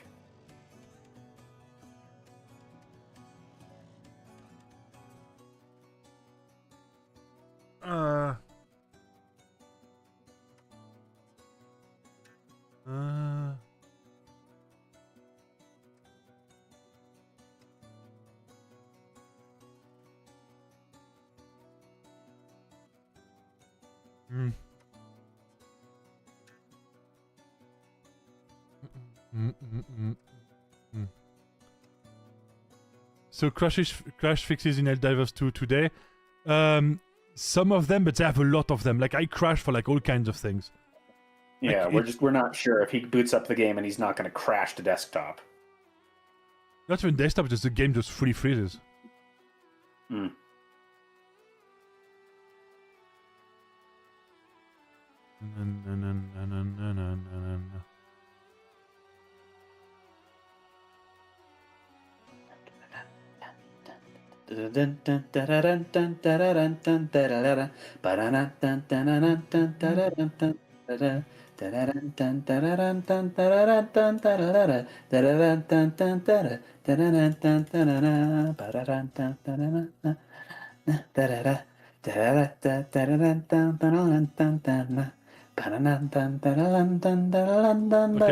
I don't know why we are in Pirates of the Caribbean. I don't either, but I really like that song anyway. So I mean, that's one of the greatest theme songs that Disney ever made. My opinion. It is. No, agreed. Very much agreed. I love the fact that what's his name again? Johnny Depp literally said to Disney, like, I'm not going to do a new Pirates of the Caribbean unless I get $1 billion and 20 alpacas. I like the alpacas thing. The alpacas thing makes no sense, but it's a power move. And people like went during like the herd. Okay. Sorry. Same. I crushed on Helldivers so much that I have to make sure I got Task Manager up. That's what happened to me. It happened to me. You have to have Task Manager ready, like kill it, quick, kill it. Yeah, but I actually opened it too late, so it was on the main screen. I could not. Yeah, you're fucking right, Lullaby. Pain it is. Pain, Peko. Pain it is. Hope you're doing good today, Lullaby. Hope you had a good day. Thank you for stopping by, per usual. So yeah, we've been working on the little city of 1 million people of Nemetoduron. We have a bunch of districts, a bunch of stuff. Like we are working on the map as well. Actually, I'm going to pull up the map. That's the current state of the map. That's the current state of the map. That's the current state of the map. That's actually them building on a coral reef. They're building on the coral reef, like out there in the ocean, because some of the people, the Bivaidonas, are actually mer people. So they're like mermaid, merman, stuff like that. They're also building on the mountain. They're building everywhere. And outside of the cities, mainly forests and floodplains. Why do you remind me that I got to write down my law because before I forget it all. Haha, DM problems. I do not write down law. I am the law. That's actually true. I remember everything and I don't know why. I am the Lorax. I almost remember everything all the time. My brain is humongous. But only for useless shit. Let's see, what else? You know, it could be very silly. Ivory got me peak, and I have no idea. Absolutely. But one day we need one day, like, of course, if the stars align, we need to have a chat and like just hang out. Just hang out, Levi. With you, your friends, Daka. Like, we need to hang out one time. I think we could because Lullaby, are you on the server, Lullaby? I don't think she is. But we could, like, if you have a server, we could join it if you have one. Or you can join ours, or just have a little chitty chat on Discord if you want to. I know a bunch of people have left Discord because of the ID thing. Mm-hmm. Because people overreact to it. Hey, it's pretty. It is pretty bad though if they're going to do that, because guess how everyone is doing it. You're old enough to guess how you're going to be. They're going to identify like, oh man, you're not a teenager. You're fine. Well, now she's on the server. Well, no, she sure is in the server now. I just watched it live.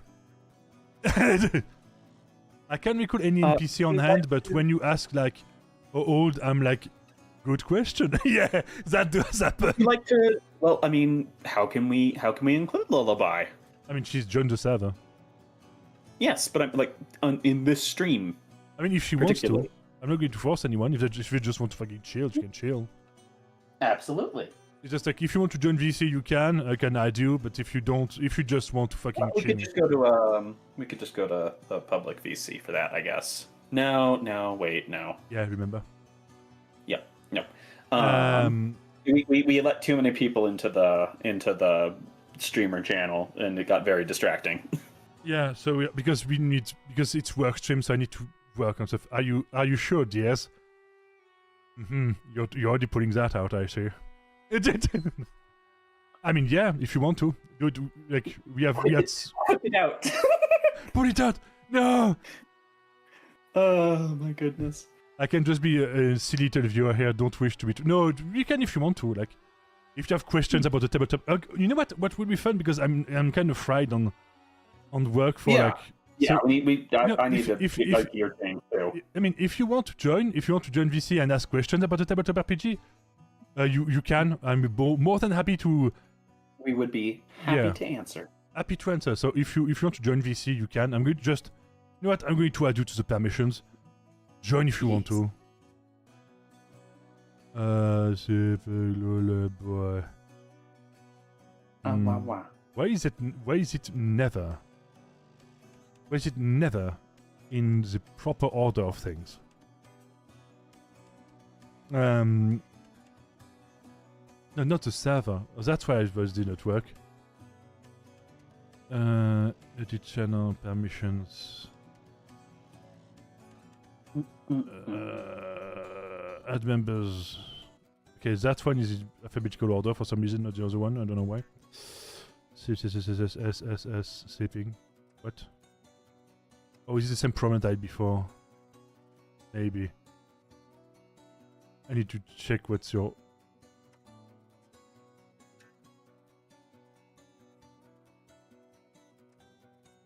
It's slumbering. Yeah, but it's still an S. Am I fucking blind? Is that possible? The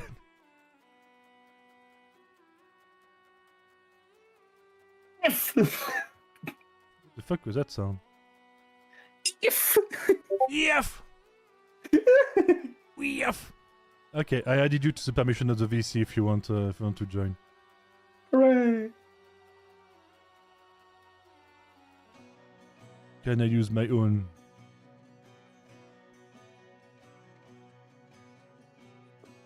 If you want to, we be plotting. I love that. Yeah. So if you want, it's in the streaming VC.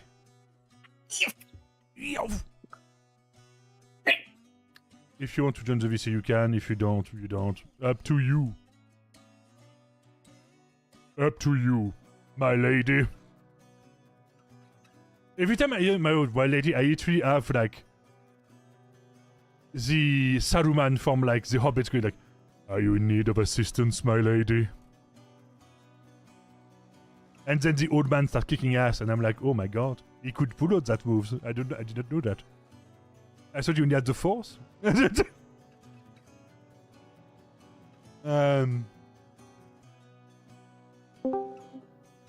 Greetings, dear. How you doing? Hello. I am suffering. Oh no. Because you have to write down your lore.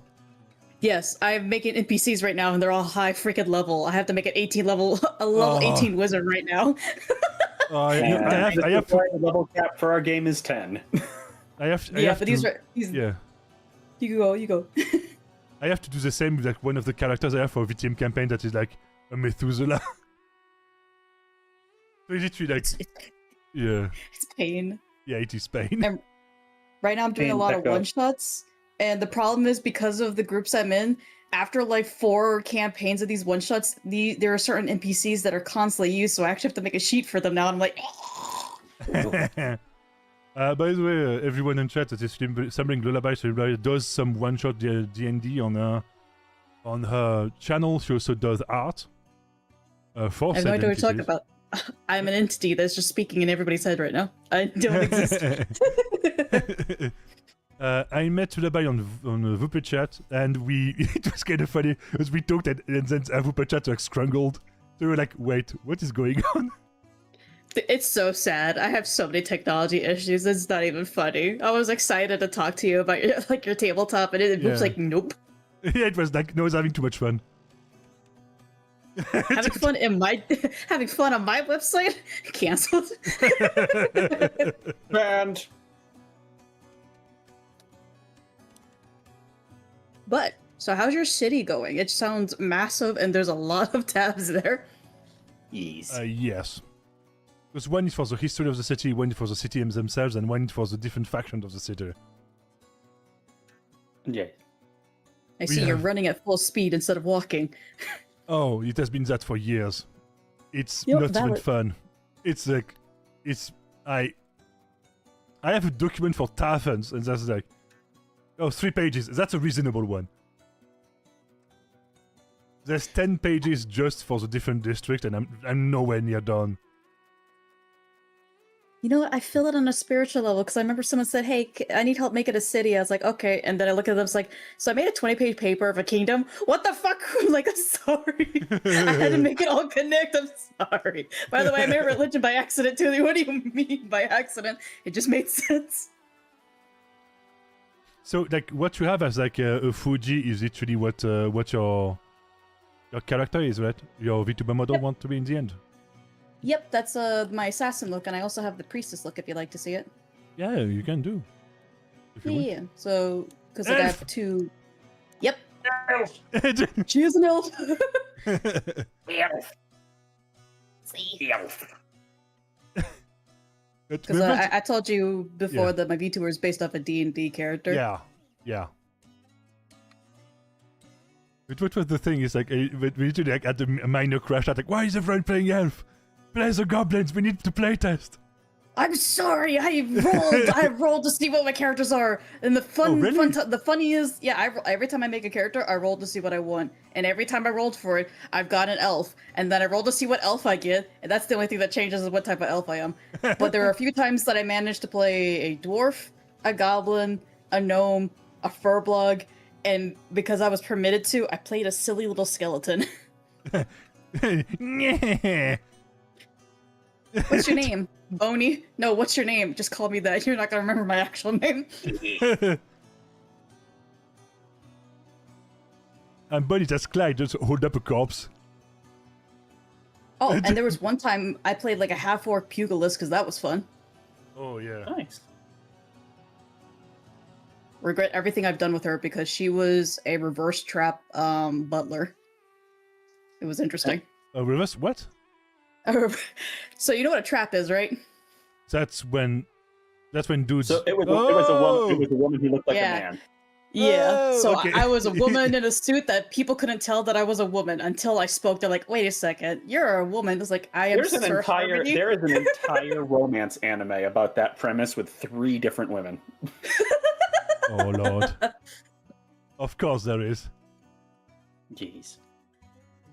What was the thing? Like, that was a friend of mine who tried to do that. Like, I can pass as a man. Yeah, a very, very effeminate one. And she was like, "What do you mean? Look at me. I'm 6'3". I look like a tall dwarf. You look thinner than an elf. Very effeminate one. Admit it. You look like a femboy, which is what a man looks like if they're effeminate. As a woman, if you pass as a man, you look like a femboy. Sorry, that's genetics. I didn't choose your body. Need to start saying for Rock and Stone. We're gonna be rich. I'll be rich. Rich. Mushroom. A loot bag. There's loot in that bag. God, I haven't played the game in years, but every time I play it, all we do is get drunk and just dig. There was recently an update. Oh, there was? Yeah, new season. Oh, nice. I will only play Driller because I feel safe as a Driller compared with all the people I play with. Oh my god, same. Same, I only played Driller. Driller as well. I tried other classes and then I realized, why am I always dead? Because they make something angry and I have to somehow... Because, like, the other class I play is Gunner and I'm like, please, where's my ammo? Yeah. No, it's just, again, like, the next setting is because, yes, I'm working on another setting. How many settings do we have? Like, there's one that is, like, Native Americans, like, South American, like, both, I mean, Native Americans are both subcontinents. Mm-hmm. We have one that is Asia, because I say Asia because it's China, Japan, some Polynesian stuff. It's just a mixing bowl of that. Yeah, that's why I cannot say one country because it's not. We also have one that is going to be next for me, which is a magic school. Legally distinct. Ooh. Now the question is your magic school underground or in the sky or just on the land? Minor dimension. Ah, fun. The headmaster / mistress is a dragon.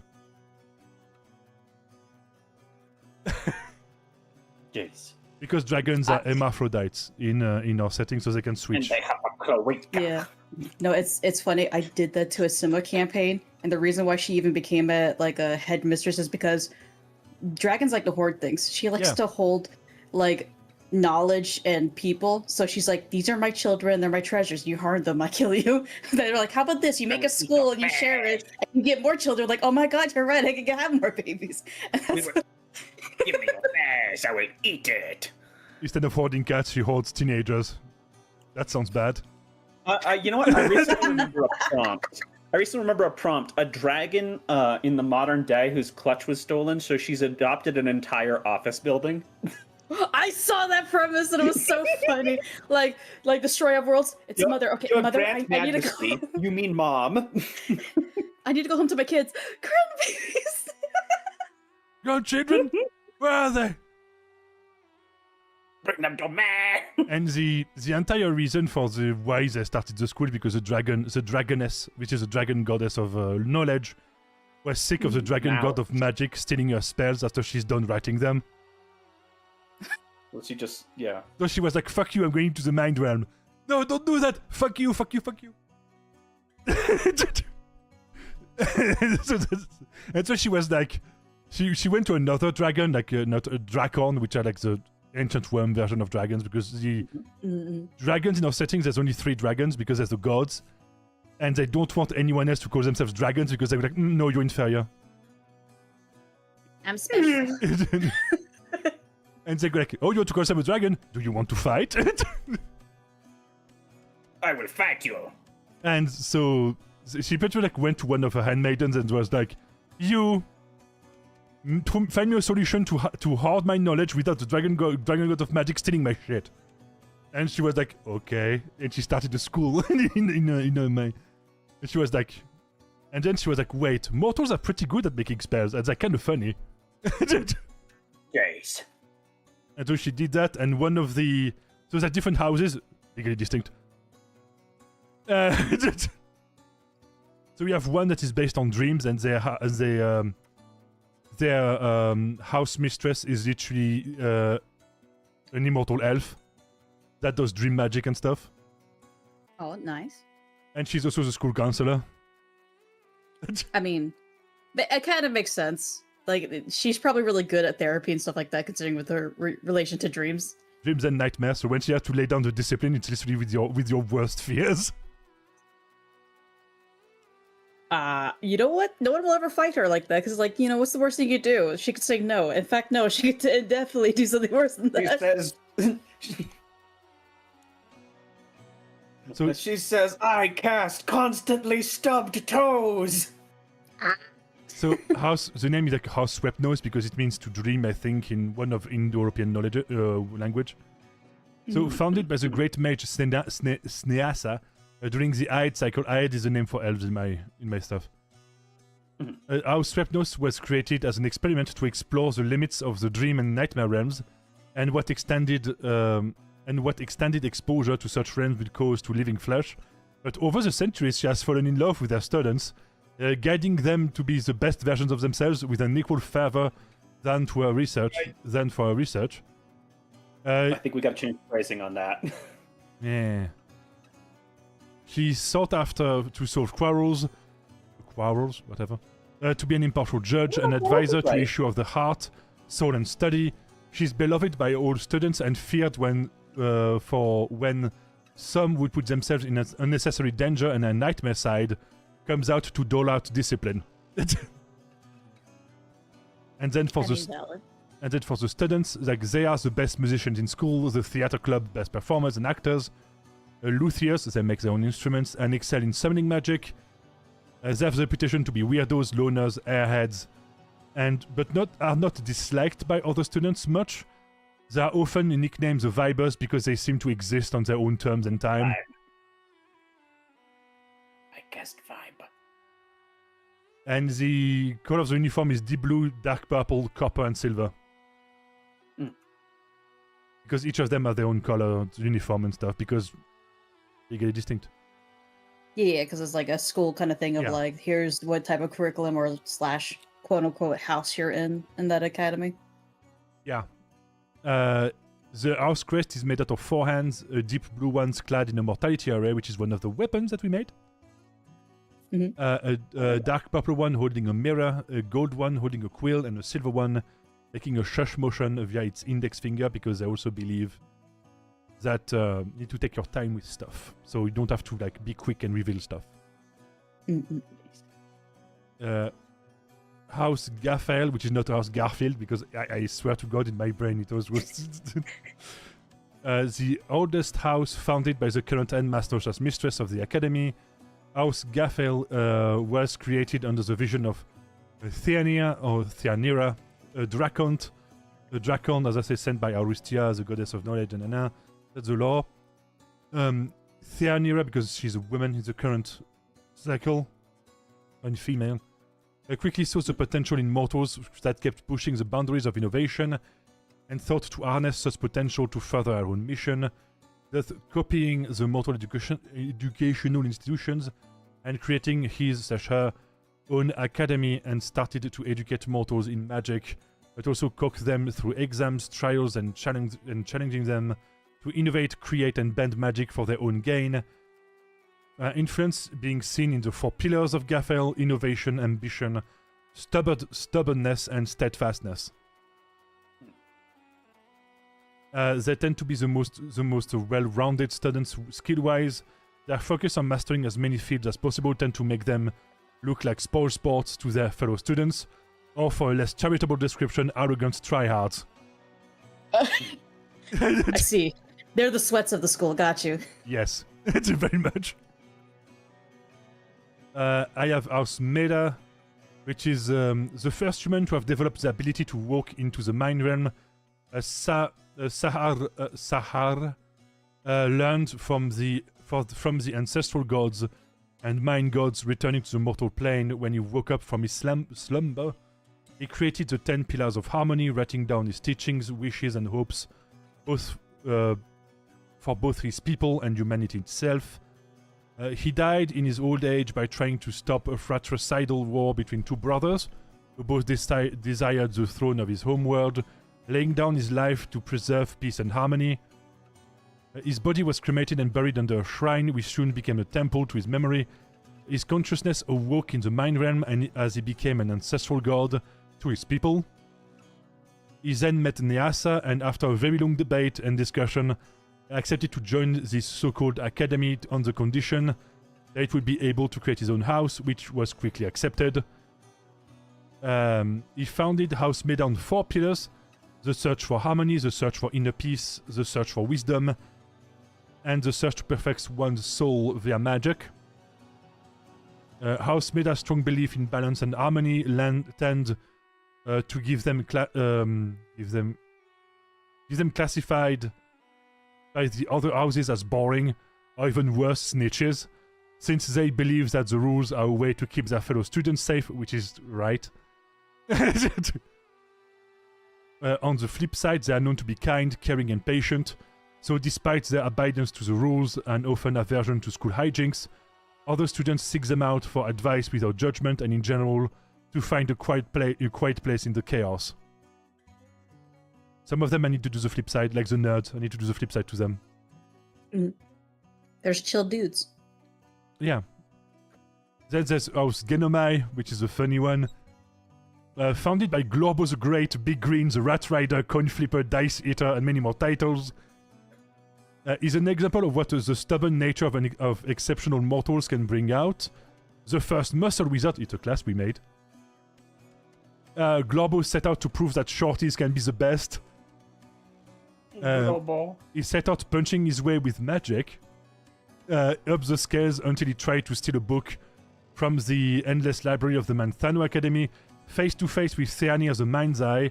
The Dracon and the Goblin dueled both with words, spells, and fists, until Glorbo was convinced to join the academy but refused to be just a mere teacher, founding his own house based on the principles that mortality is the fuel of innovation, and that ambition, drive, and dedication can only be achieved through challenging oneself instead of passion study. They are the jokes. They're the jokes. They are not much like on average by the other houses for being dumb brutes, and bullies, being often very popular with the opposite sex, which causes them a lot of jealousy from their fellow students. On the flip side, some are known to be passionate defenders of their fellow students. When danger arises, clashes between bullies and members of House Genomai are frequent, even between fellow Genomai house members, stoking the intra-house rivalries.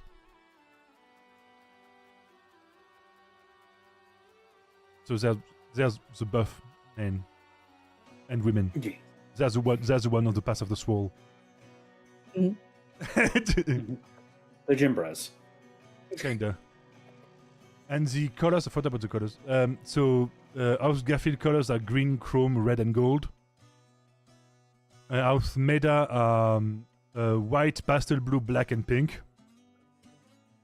House Genomai are forest green, yellow, burgundy, and orange. And then... White? What? Pastel. You said white, pastel, pink, and blue? Black and pink. Okay, black and pink. For a second, I was like, cotton candy or toothpaste? Hold on. Kinda, yeah. And the dorms are literally House Shrepnos dorms. Their dorm is placed between the magical animal shelter and the bathhouse. Their dorm is known for having... That's a repetition. Is known for having the best bedding, because Shrepnos is the house of dreams and nightmares, so they need to sleep. The students being often prone to sleepwalking during the time of exams, studying in their sleep. Oh, I can imagine that there probably are sleeping rooms that they could rent out during that. Bubble capybaras, moon owls, sphinx cats, and gremlin homunculi live in somewhat harmony with the students. The gremlins acting as both protectors of the students in the dorm. Bullying a Wepno student in the presence of the gremlins is a one-way ticket for months of ruthless pranking by them. The sphinx cats are literally like sphinx cats, like a sphinx. Not like naked cats. I need to specify that actually. acting as help for studying, the moon owls as night surveillance in case of sleepwalking, and the capybaras for vibing. I vibe with this creature. The dorm is full of plush blankets, heated seats, and kotatsus, a whomping growing fire, and the floor is covered in fuzzy carpet. I would like to sign up for this. This holds my attention. I heard plushies and I heard bubble capybaras. I'm like, you know what? This is great. Whose gaffy placed between the library and alchemy laboratories, this house dorm is partially submerged onto the Great Lake, giving the house a calm yet focused ambience. Portraits of great mages, innovators, and heroes cover the walls to stoke up the ambitions of the Gaffield students. Most of their dorms is marked by a practical edge. The entire dorm is based around excellence, having its own lab, spell fencing room, private access to the Great Library, and studying rooms. Chrome bees fly around to assist the students, either by becoming living potion-holding flying recipients, or by defending the dorm from intruders, carrying items for the students, and generally assisting them. Slams are also present as a cleaning crew in their lab, dorms, and main room. The floor itself is heated by the geothermal vents at the bottom of the Great Lake. They also have a deal with the octopi in the lake. Food for potioning with what? Okay, no, that's components. Okay, typo.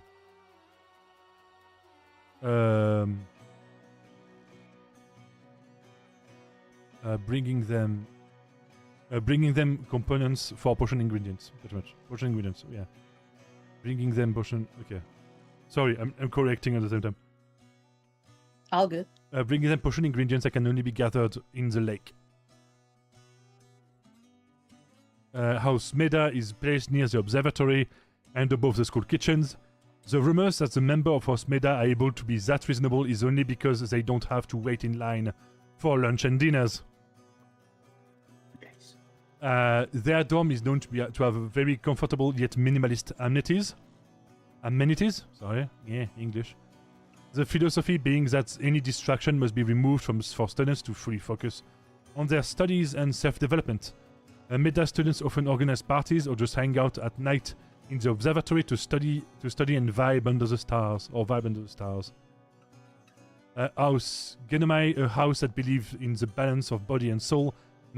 Parentheses, mind is for nerds.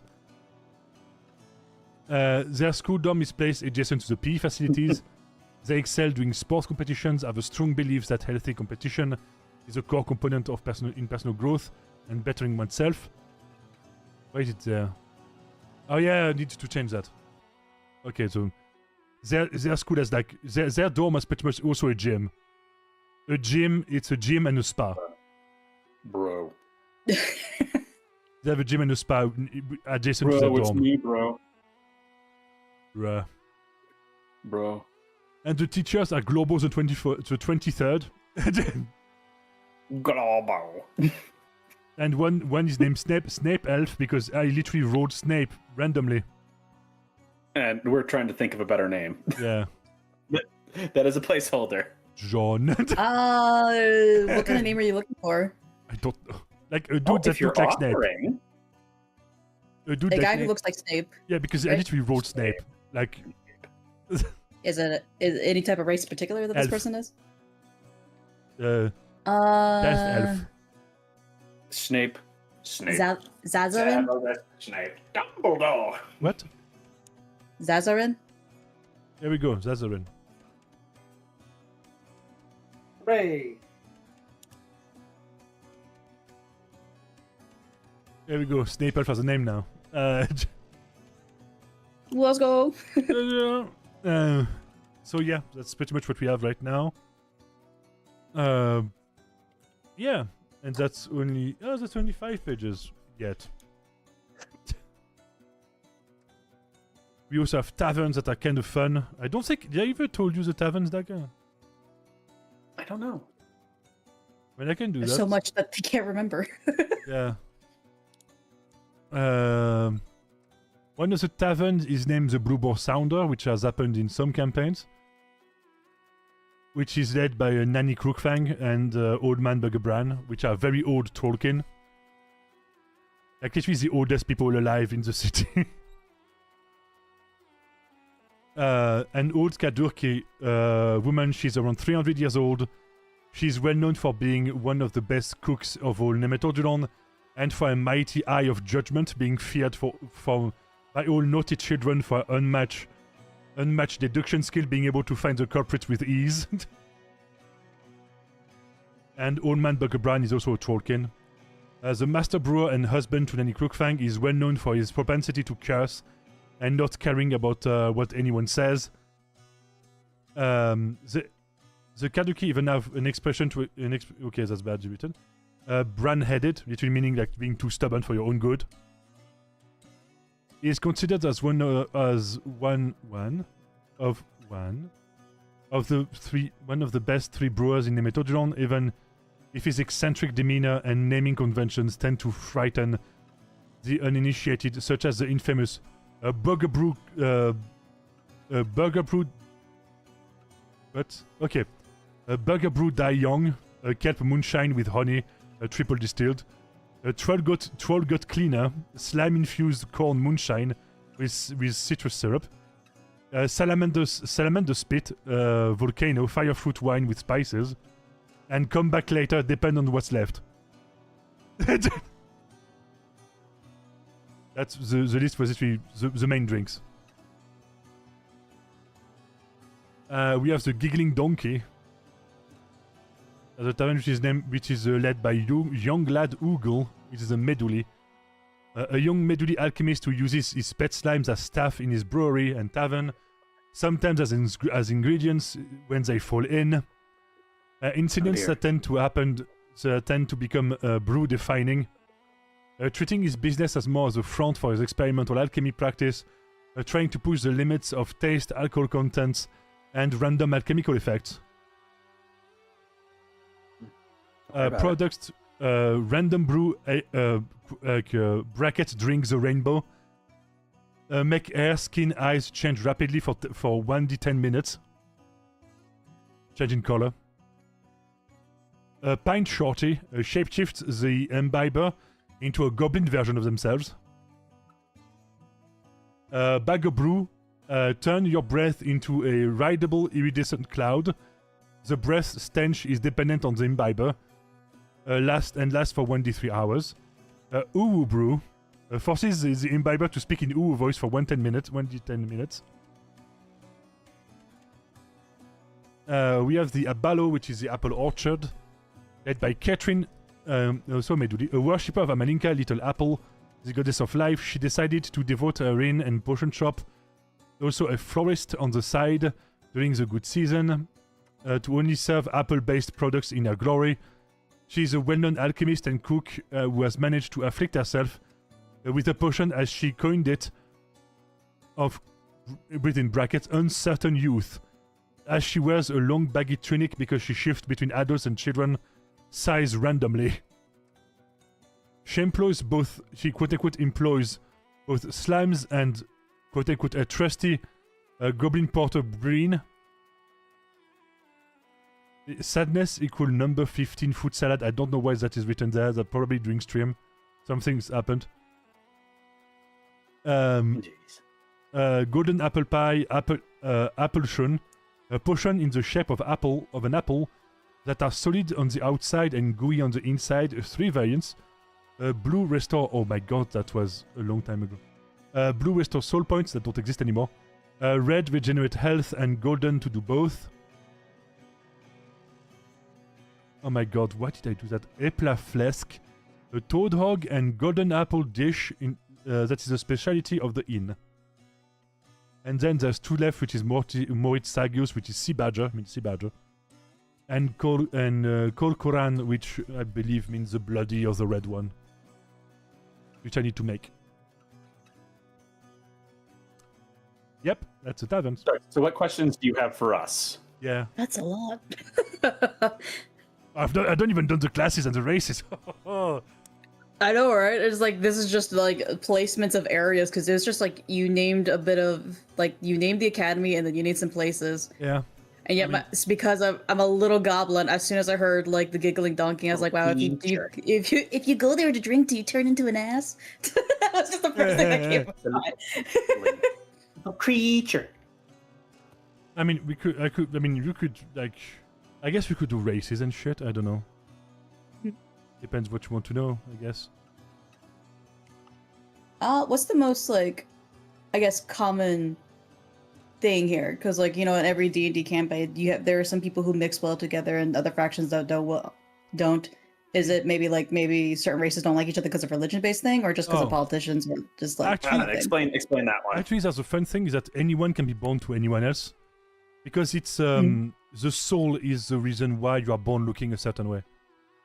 Ah, so it's not a biological thing; it's more of it's reincarnation. Gotcha. So everyone's just a recycle of something else, or do nude souls come in? The soul are getting cleansed and then they go back. So there's no memory in between.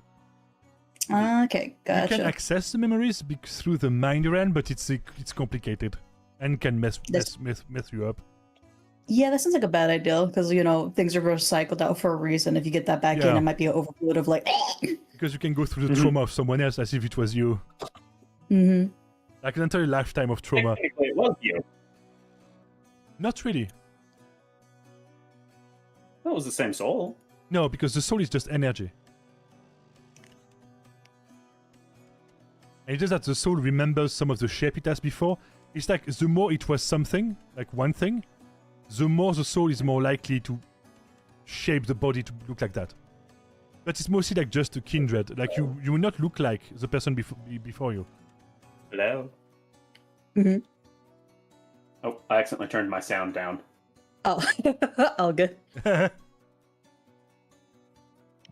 And so in the races, what we have, we call them kins. We have the furries, sadly. No, be nice. What? I don't... The costume is creepy, it's not my fault. They have dead eyes. It's creepy. Oh, he's specifically talking about the fursuits. Yes, they have dead eyes. I also don't like Kigurumi because they also have fucking dead eyes, and I don't like it. That's why try to add like googly eyes to a mannequin. Oh. It's creepy. You can just put glasses on them, I guess it would be a bit less creepy if they had glasses on. Yeah, just put like a little helmet on them, and you'll never know that they're dead-eyed. A paper bag. Exactly. It's like, oh, can you tolerate furries? Put the paper bag on his face. Better. And so... Listen, if you can't bedazzle them, just hide them. That's the most girly thing I heard today. If you can bedazzle, What was the thing, like bedazzling the butt? Like there was like a gem butt or some shit back in the days? No, trust me, I have younger siblings. They got like this weird thing of like, put gems in your hair, staple it. I'm like, what is wrong with you? Why? It's plastic. Smells like burning hair. My favorite. Wait, they put glue? So the way they did it, it's supposed to heat up, and then you staple it on your hair, and it's supposed to heat in there with the thing. And I'm like, damaged. I smelled that from a distance. I mean, yes, because I'm guessing like if you do it too much, like just parts of your hair is going to fall off. Oh yeah, you can't it burn. did. Yeah, because you can't burn strands and hope like it's all done. See, look, early 2000s, we didn't know about how to take care of ourselves. We just wanted to look pretty, and I'm over here like, I'm not doing that. That smells. Yeah, no. Bad. Your hair is falling out, and I know you're healthy. Stop using that, please. So smelling like burnt hair, please. See stores, please. At least it's better than smelly burnt plastic. Actually, to be fair, both are bad, but burnt plastic is the worst. Absolutely. So we have like wolf people that can be looking fucking like furries, but also like wolf ears and tails. As you can see, I'm not very excited about it. I mean, I did some good shit. Okay. Because the thing with races that they also like are part of your class, kinda. Because your gameplay is 3 parts. Is the spells you can select when you level up. Because you can freely select weapons and magic schools and stuff. It's your class. and it's your race. Like all 3 of them have like mechanics associated with them, like maneuvers, attacks, spells, stuff like that. So you level up. Yeah, so you level up all 3 to like that makes your character gameplay wise. So for your race wise, technically by leveling up, aka the more experience you get as your person, the more you can actually access as your race. Yeah. Gotcha. For example, like the Wolfkin, like the Bivaidonas, are literally based on like tactics like pack leader, except like get the flank target tactic. Like use 1 action instead of 2. You have like a conflict magic, which is like the owl, which is like a psychic attack as a howl. You have like the warg, which is like a big ass, like it's like bone crushing dogs, which are like an extinct species of canine in North America. Biggest boys, bigger than dire wolves. That's literally like use earth magic, making their bites literally like a crushing rock teeth. And you have warghoul, which are literally like almost like gangly, they're tall, gangly, naked wolves with like that are fully nocturnal, and are like that are literally like nightmare beasts. Like they literally hunt at night. They hunt at night and they literally ambush and scare the shit out of people to devour them. Interesting. This is like Master Harrier, which means that they can turn invisible and shit. So when you level up like level 3, 6, and 9, you get new stuff that adds more mechanics as you level up. We have the Noaborn, which has the rat people and the rodent people, more like rodent people. And we have like rat, porcupine, and capybara. You can play the capybara person. That is true. Vampires don't get enough love, so that's good to hear. Yes. And rat is also like nutria as well. It's nutria. It's also like the other one. It's rat. It's things that look like rat. You have the wing boss, which are bird people. We have the runner bird, which is like the ratites, like the ostrich and stuff like that. And we have the flyers, which is everything that flies, because runner is both ostriches and also terror birds. So you actually can like shapeshift like a big ass beak to beat the shit out of stuff. What do? I'm turned into a woodpecker and just peck the shit out of him. Have you ever seen? If I can entice you to skip a bit, can we talk about the Vtuber for her? I mean, we literally have arriving there, so. Oh, perfect. I mean, as I those said, are the fish people. Fish. And we have like river fish, we have sea fish, and we have also jellyfish and cephalopod. It's more of deep sea than it is anything, to be honest. I mean, it's literally no, it's squid and jellyfish. That's the themes. Yeah. Deep sea squid and jellyfish, though, we're open to. If you can find a cool design, we're open to. I mean, that's always like it's like everything. There's wiggle room. Yeah, absolutely. Fish, become fish. Then we have the Titanborn. Wait. Oh yes, there's only them. Lullaby, what would you like to like? What interests you about the game mechanics? I do like the fact that, like, because, like, with a lot of tabletop things, when you pick a race, it's like, here's what you only get, and that's what you only get. Yeah, I pushed Biva. I pushed Biva, not that I had to push very hard. Be like, let's. I said I pushed, like, no, motherfucker, I was already doing it. Yeah, and I said, no, we could do more. So I do like that because that does tie into what people are very familiar with in actual, like, video games, because, like, when you pick something, you technically can not just level up your class, but your profession and what do you do, like for race wise, like, hey, you choose when you level a certain thing, you get this subcategory or this subcategory, and then you just level that up to get better benefits compared to the other one, kind of thing. So that's nice that you added something of that in there. It might seem a lot for new people to take in, and you have to read a lot of stuff. But the more you get familiar with it, you realize it's not that too like difficult to understand, and there's like added bonuses to it. And also, like, the gameplay is very simple. It's just a 1d100. Like, most dice rolls are 1d100. Exactly. And so we have, like, we have Ogrekin, which are, like, Well, ogre people. They're all part of Giantkin. Because you don't have to. If you want us to explain it, there is. There's part of the Titanborn. Giant there's part of the Titanborn. goblins and trolls are separate from the reincarnation rule. No, they're not. Really? No, they're not. Well, no, sorry. The original giants, trolls, in Gobkid. Yeah, because there is the immortal version that are true giants, true goblins, true everything. And then there is the reincarnated one, which are technically all hybrids of human and that. Because the current age is the age of humans. So yeah. Which is all of the races happen more on the main continent that we are dealing with, because it's where the chaos tree, which is like an Yggdrasil type magic tree, right? Is located, so the magic is wilder, so there's a higher chance for them to be like be born as a Titanborn, or like any other sub-races, kinda. Yeah. When the other continents, humans are the vast majority. Gotcha. So Titanborn, like Jankin, are literally you're a big-ass person, you're a giant, born from giants. It's like half giant. The closer one is half giant, but less boring. Because half giant... Yeah. We did Cyclops, a Cyclopean, your kind of Brewer-born, which is your Oni. It all focused around drinking. It's based around... It's based around the folklore figure of Shoten Doji, which is a little drinker, which is the king of the Onis, which is like literally getting drunk and gets his ass kicked because he got drunk. Yep.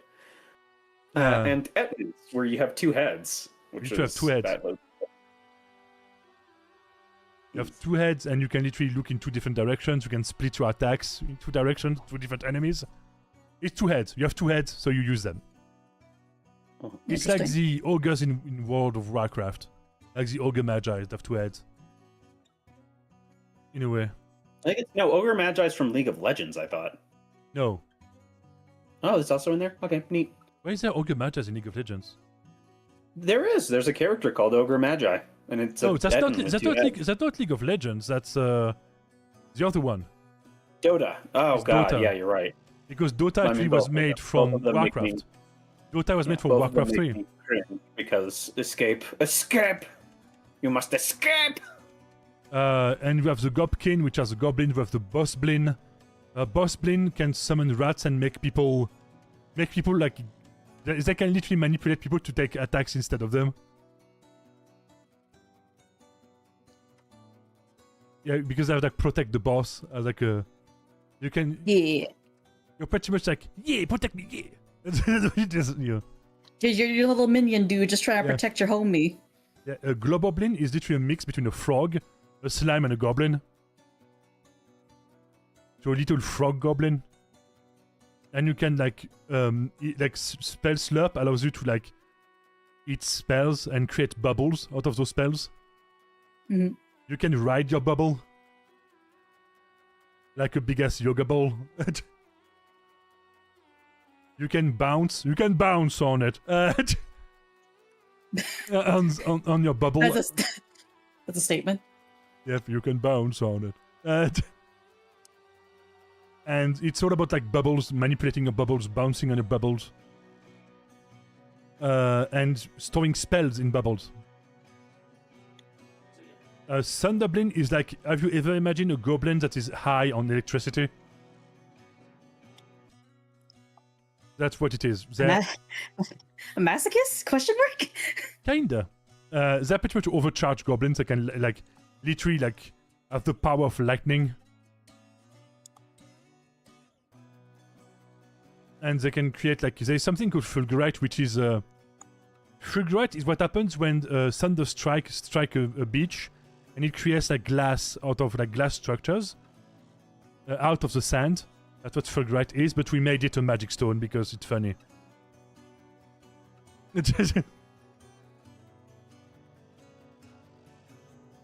And Shady Blin are pretty much your sneaky shadow goblins.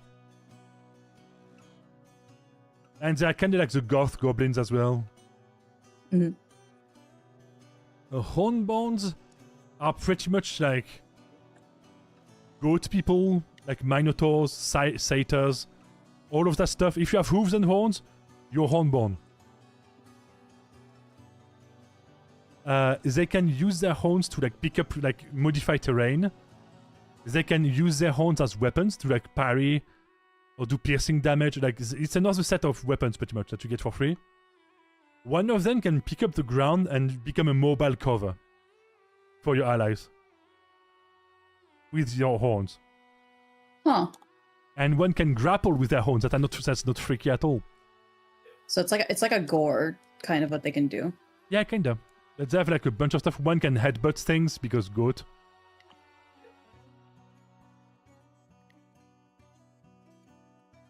So it's literally like your entire thing is really like to run around and like headbutt people really hard.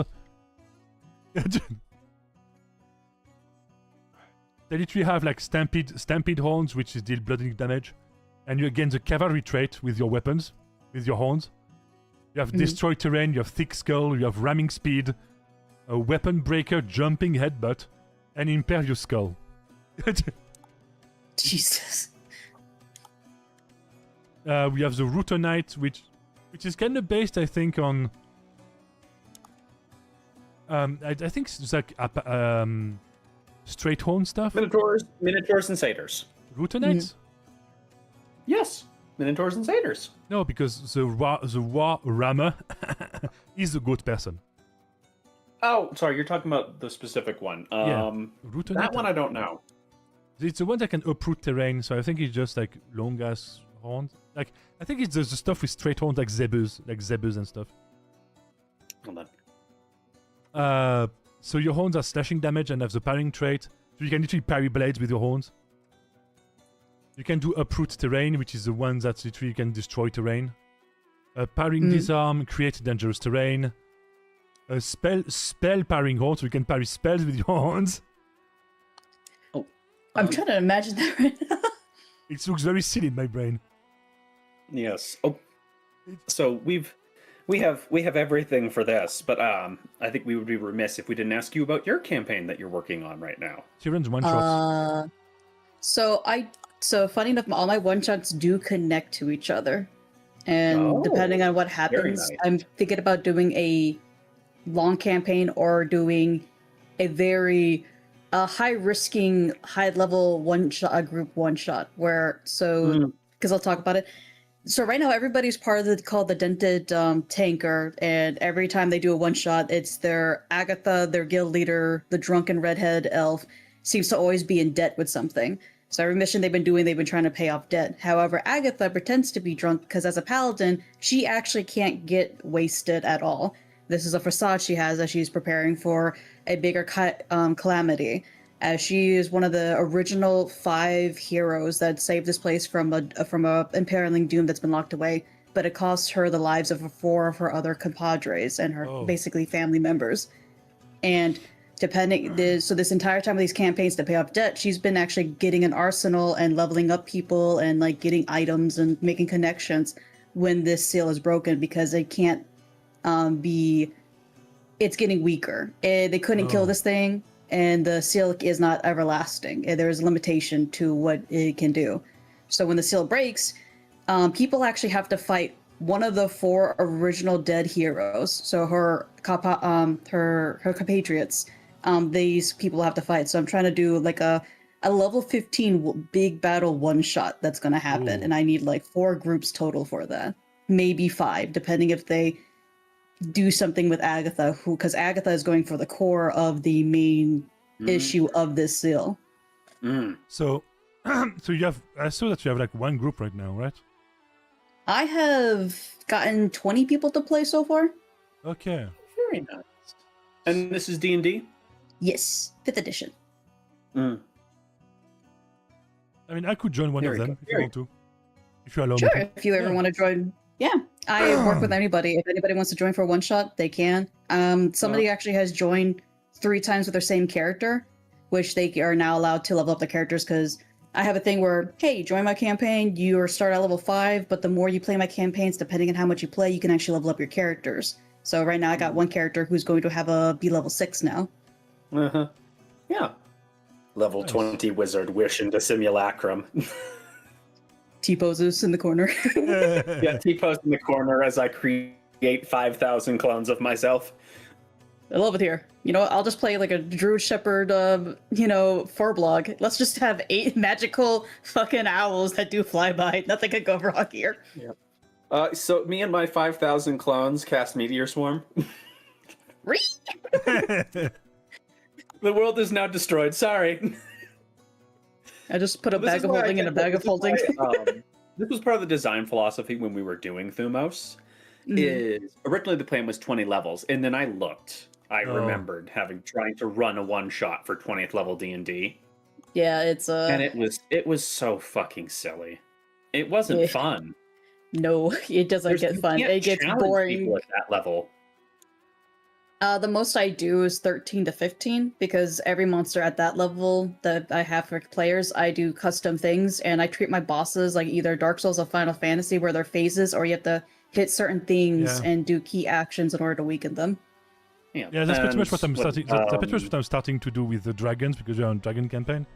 And that's pretty much what I've because that's what makes it fun when you have like a big boss. Like there's a reason. There's a reason why it always comes back to this. With Sourceborne, with MMOs, it always comes back to phases and key actions because it's just the way to make it fun and also like possible. Yeah, absolutely. It makes people's characters feel useful and like unique because sure the wizard can do all this magic and unfortunately because I've talked to this with a lot of friends at later levels like spellcasters take the show for damage and martial users do not feel valuable anymore. They're like, I could do all these attacks, but it does not add up to that one freaking attack of fireball over there. Yeah. And that's why in a lot of ways, that's why I said that. And people ask me like, oh, will it be balanced like D&D? Like, it's not balanced. Like, people ask me like, is D&D balanced? Like, not really. It to DM in all honesty, but again, if you go fully by the book, no, it's not because the scaling and damage, it goes skyrockets after like 7. Yeah. If that. And that's why because in the chat sometimes we have people that like are new to running campaign and stuff. And I'm like, no, like when you run a campaign, you have to realize that most D&D players do often one campaign that is often like Strad. Or like one of the main like pre-made ones, and when they homebrew, they learn really fast that you need to adapt stuff to make it run longer. Yeah. And I know for some DMs, because I do this too, but not because like for the wrong reasons. I fudge my rolls. I can't. Yes. I actually have a roll, an average roll of 15 to 17. So I don't want to kill my players too quickly. Because it's been a joke because I've done this with my IRL friends where I said, guys, I'm not that lucky. I rolled 5 D&D dice, 5 20-sided dice. All 5 of them were nat 20s. And I said, we're not in a game, so it doesn't count. But I don't want to kill my players. So I say it's okay to fudge rolls to make it entertaining. Because at a certain point, certain rolls, it just feels draining because like the players aren't getting motivated anymore. They're getting discouraged. You as a DM is getting discouraged. Like keep it fun, but don't like be like, oh, I'm always going to hit my players. Like no, D&D is a we thing, not a me thing. Yes, I mean I do kind of the opposite because my rules are dog shit. I literally like if I play by the rules, like Daka can attest. Like I've had bosses that did nothing. So after a while, I'm like, no, I'm going to like do legendary action bullshit because I need my boss to do something.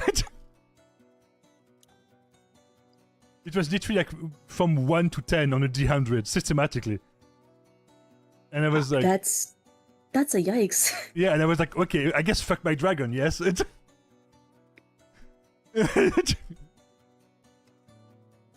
So yeah.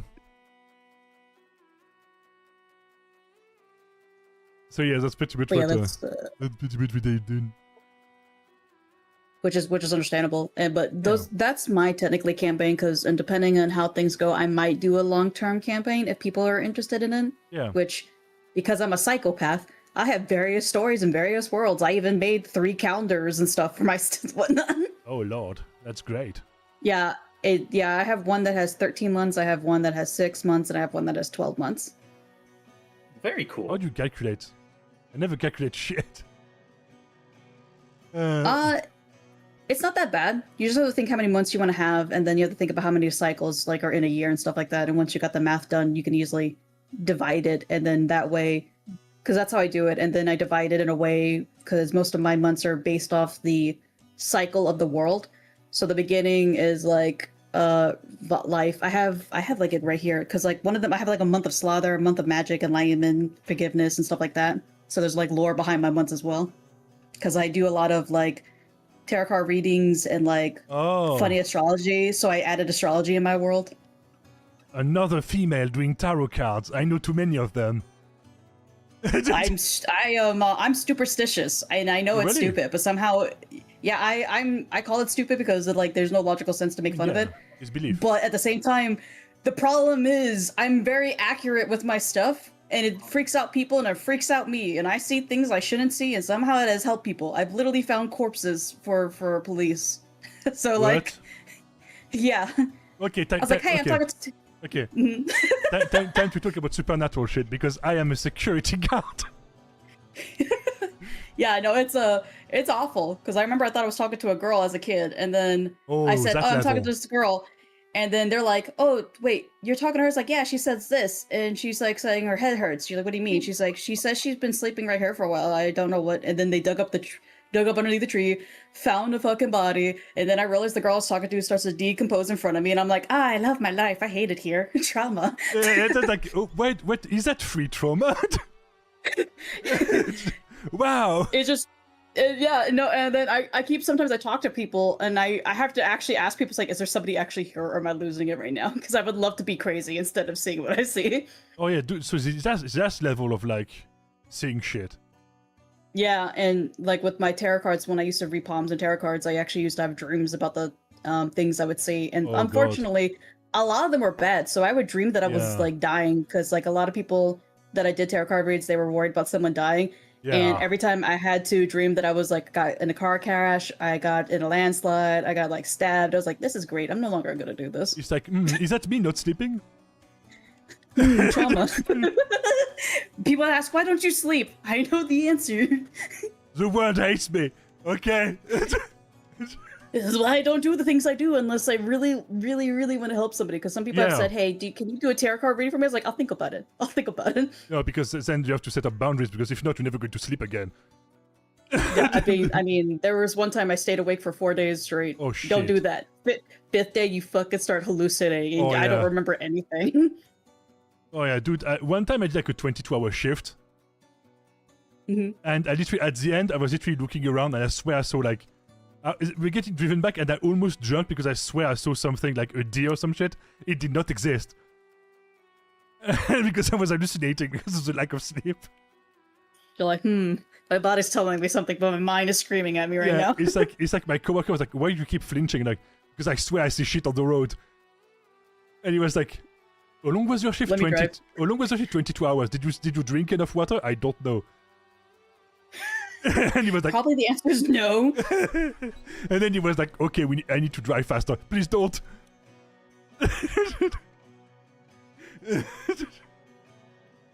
No, because I've had my fair share of weird stuff. But again, the main issue that I go, like, and that's my coping, okay, is that I'm a security guard at night. Like, I was nighttime security for a while.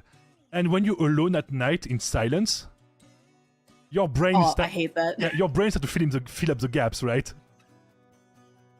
And it tries to put logic there when there's clearly nothing there. Yeah, and it's never good. It never fills up with nice things. Oh no, especially with our day of age of entertainment. It's like, something dark over there. It's like, hey, I'm associating the dark with everything that you mentioned. Usually horror fills that section up. I'm like, I don't like that. I don't like that. But there were some weird things like door slamming, shadow people thing. I just look at it and be like, that's my shadow, even though my shadow's behind me. It's my shadow. Like, I literally farted on a shadow person because I got scared. Did you say farted or sharded? Because they're two different reactions. No, I farted. I am not equipped for the shard. I don't have the tubing. You said that with your whole chest. I was about to be impressed by that. I was like, okay. Shattered with my soul. Because I literally slammed the door and like I hear like footsteps behind me, like rushing. And I did the weakest like and I turned around like, and I literally started to get mad at them. That's the level of crazy I was. So I literally like door slam like, fuck off, stop it. Listen, you either get scared or you get pissed off, and I say live by spite. Yeah, that's literally what I was doing. Is I was like, I heard like footsteps that slammed the door in their face, like fuck off. Mac and cheese in front of me. And the worst part, like the dog, like, I've like worked with a dog, and the dog literally looked at me like, "Don't give me the side eye," and then he slowly turns to look at something. Like, "Don't do it," because I know like they have like the slow head movement when they see something, and they know he's there, but you can't see it. I felt that. And he started to look like, give me the side eye, like, don't do it. I don't want to know. Don't do it. And then he slowly moved his head towards the corner of the room, like, why? Why? And then I look at it like, find the fucking hobby. Be dead somewhere else. I literally started to do that shit. Like, I literally, like, one of the ones that I hate the most that happened, is still, because there was, like, one property that Daka knows about, where the clients are generationally fucked up. Oh, my condolences. You know, like evil people, straight up. And they literally made their own, all of them mention for evil reasons.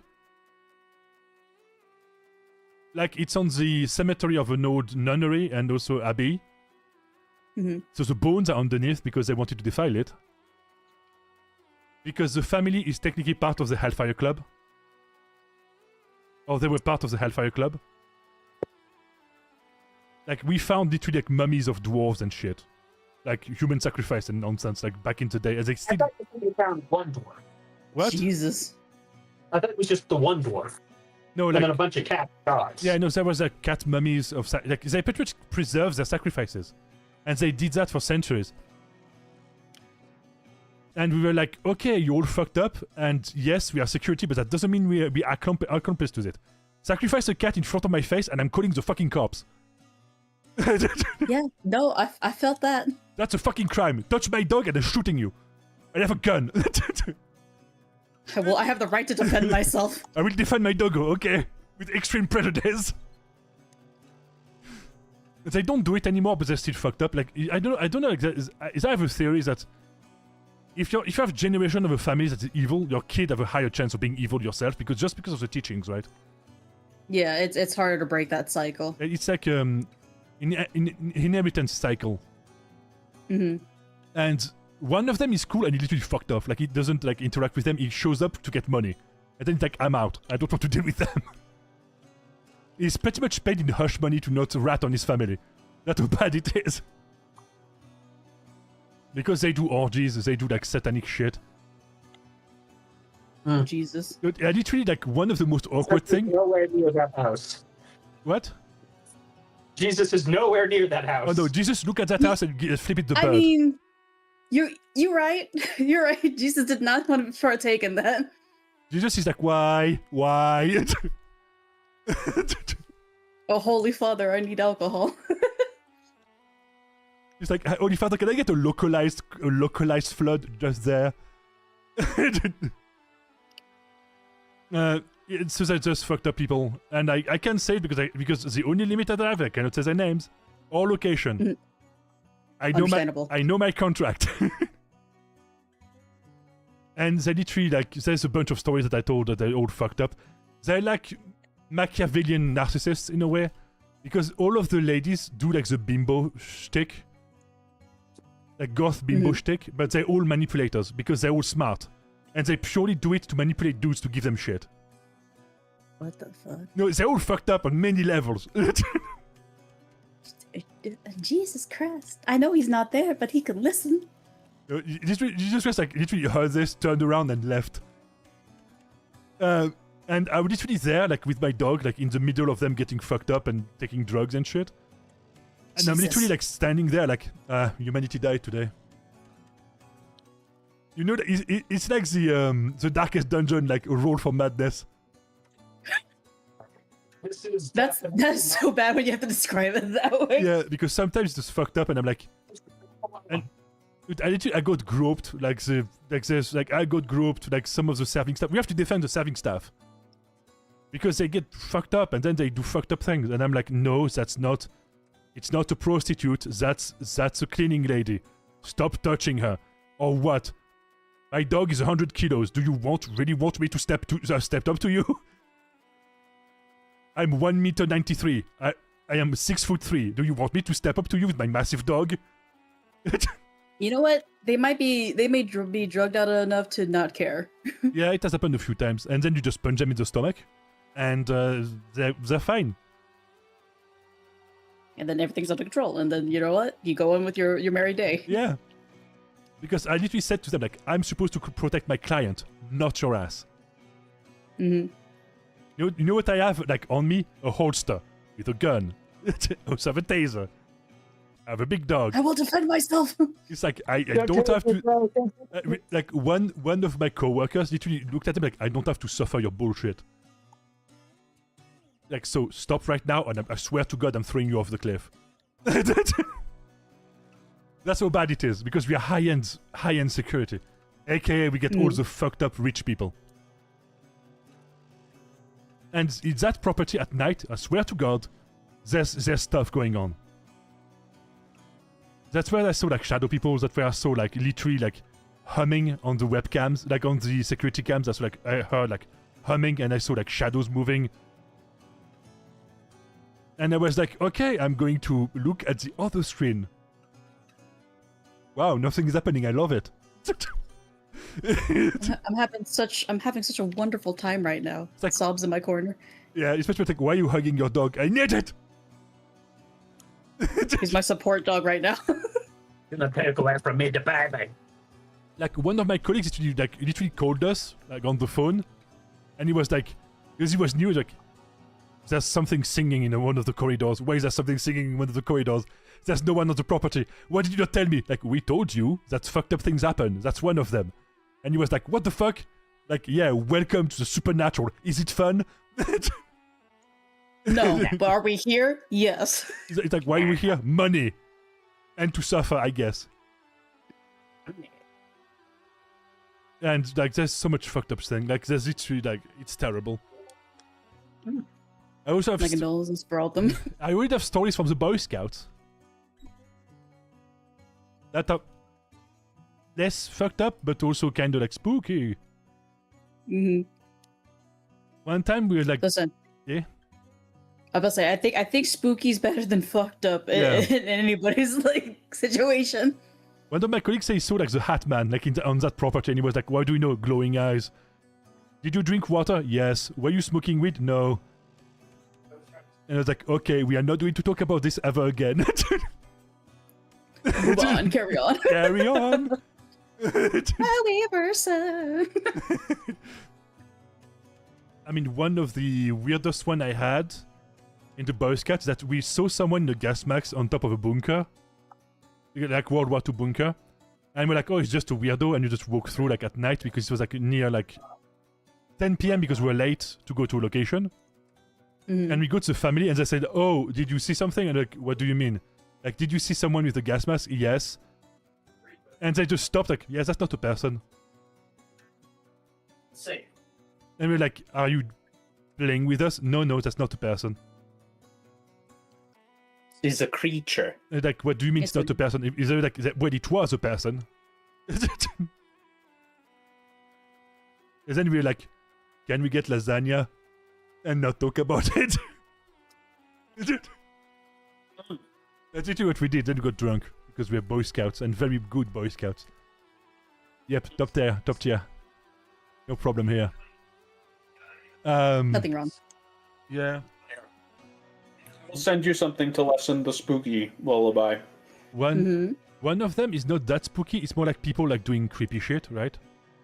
Yeah. We entered like an abandoned house because we needed shelter because it was raining and we were like walking as Boy Scouts, so we're like doing like a hike pretty much, and we're like, okay, it's raining too much, like let's find some shelter.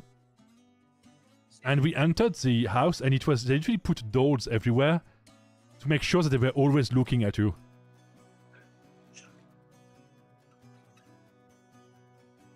Probably not creeped out. We're all having a great time. And they need to put a noose hanging, and like, someone is having far too much fun, and it's not good for us.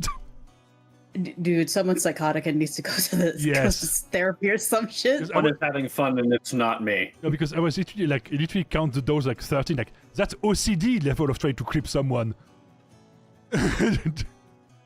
Oh, I mean, what is it? It's the thing. It's the description. Is if you have a room in your house called the doll room. Fuck that. And it's full of dolls. Like, okay, yeah, it's the doll room. But then if you have a room in your house that's called the doll room and it is exactly one doll in the center of the room, it becomes infinitely more creepy. Yeah. I've seen that post. I hate that. I almost did that one of my campaigns, but then I remember my husband hates dolls, and I was like, never mind, I can't add that. Yeah, because, dude, so I guess your husband has a lot of like, yes, dear, that person is there, yes. Like, your husband be like, yes, this is an actual person, and you go, oh good, oh good. Yeah, I know. He just walked into the room. That's why I muted myself for a bit. I hope he's doing good. Debatable. He just got off work and he's just like tired as hell. And I don't blame him. Dude, he needs to rest. He needs some him Yeah, time. no, he works like anytime from 8 to 10 hour shifts some days. Oh yeah. But at least he does it at home, so tee.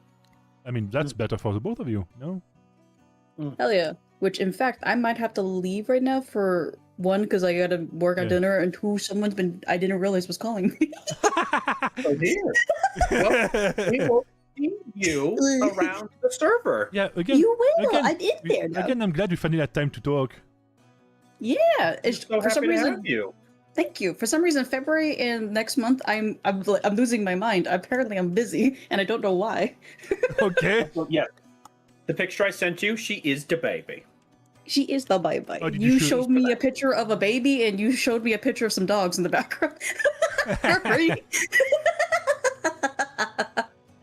So yeah, I'm probably going to end the stream anyway soon because I need to do the broom. I need to clean.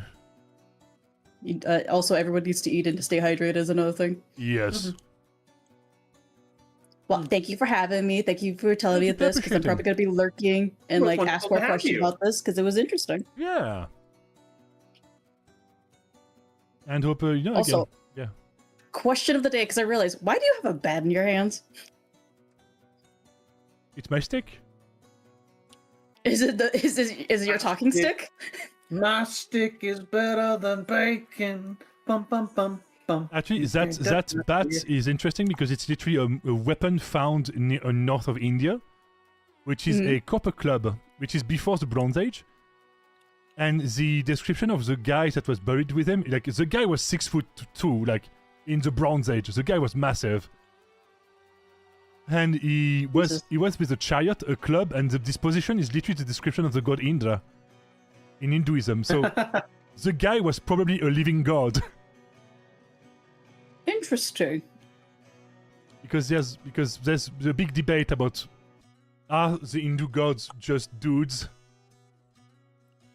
Who knows? Or like a merger, maybe? No one knows. No one knows. Mm-mm. So yeah, that's why I got the club and also got a trident. Yep, valid. That's I'll never get on your bad side. That's my tentacle. Shout it out, dears. That's my tentacle. I also have tentacle hair. Oh, interesting. The more we know. The more you know. You always have the battle, G.I. Joe. It is just wonderful. No, like we had fun on VP Chat talking. That's why it was. We vibed. And I was. Absolutely.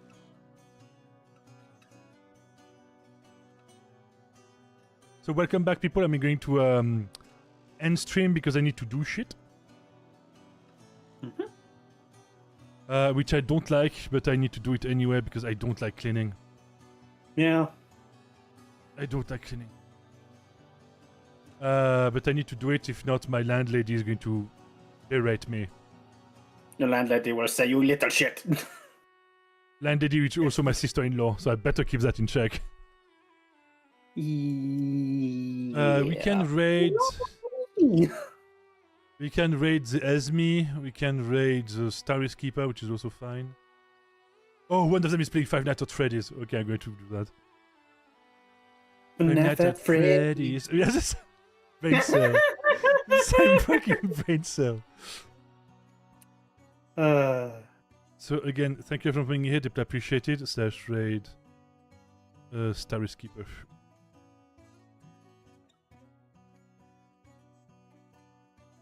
I hope you all have a wonderful end of your Tuesday or night or day, because I don't know your time zones. And see you all on Thursday for more TTRPG work stream. I'm probably going to buy a game that I like, which is named Kingdom. I have the demo of it. It's in my wish list. It's a game that I played the demo of on stream.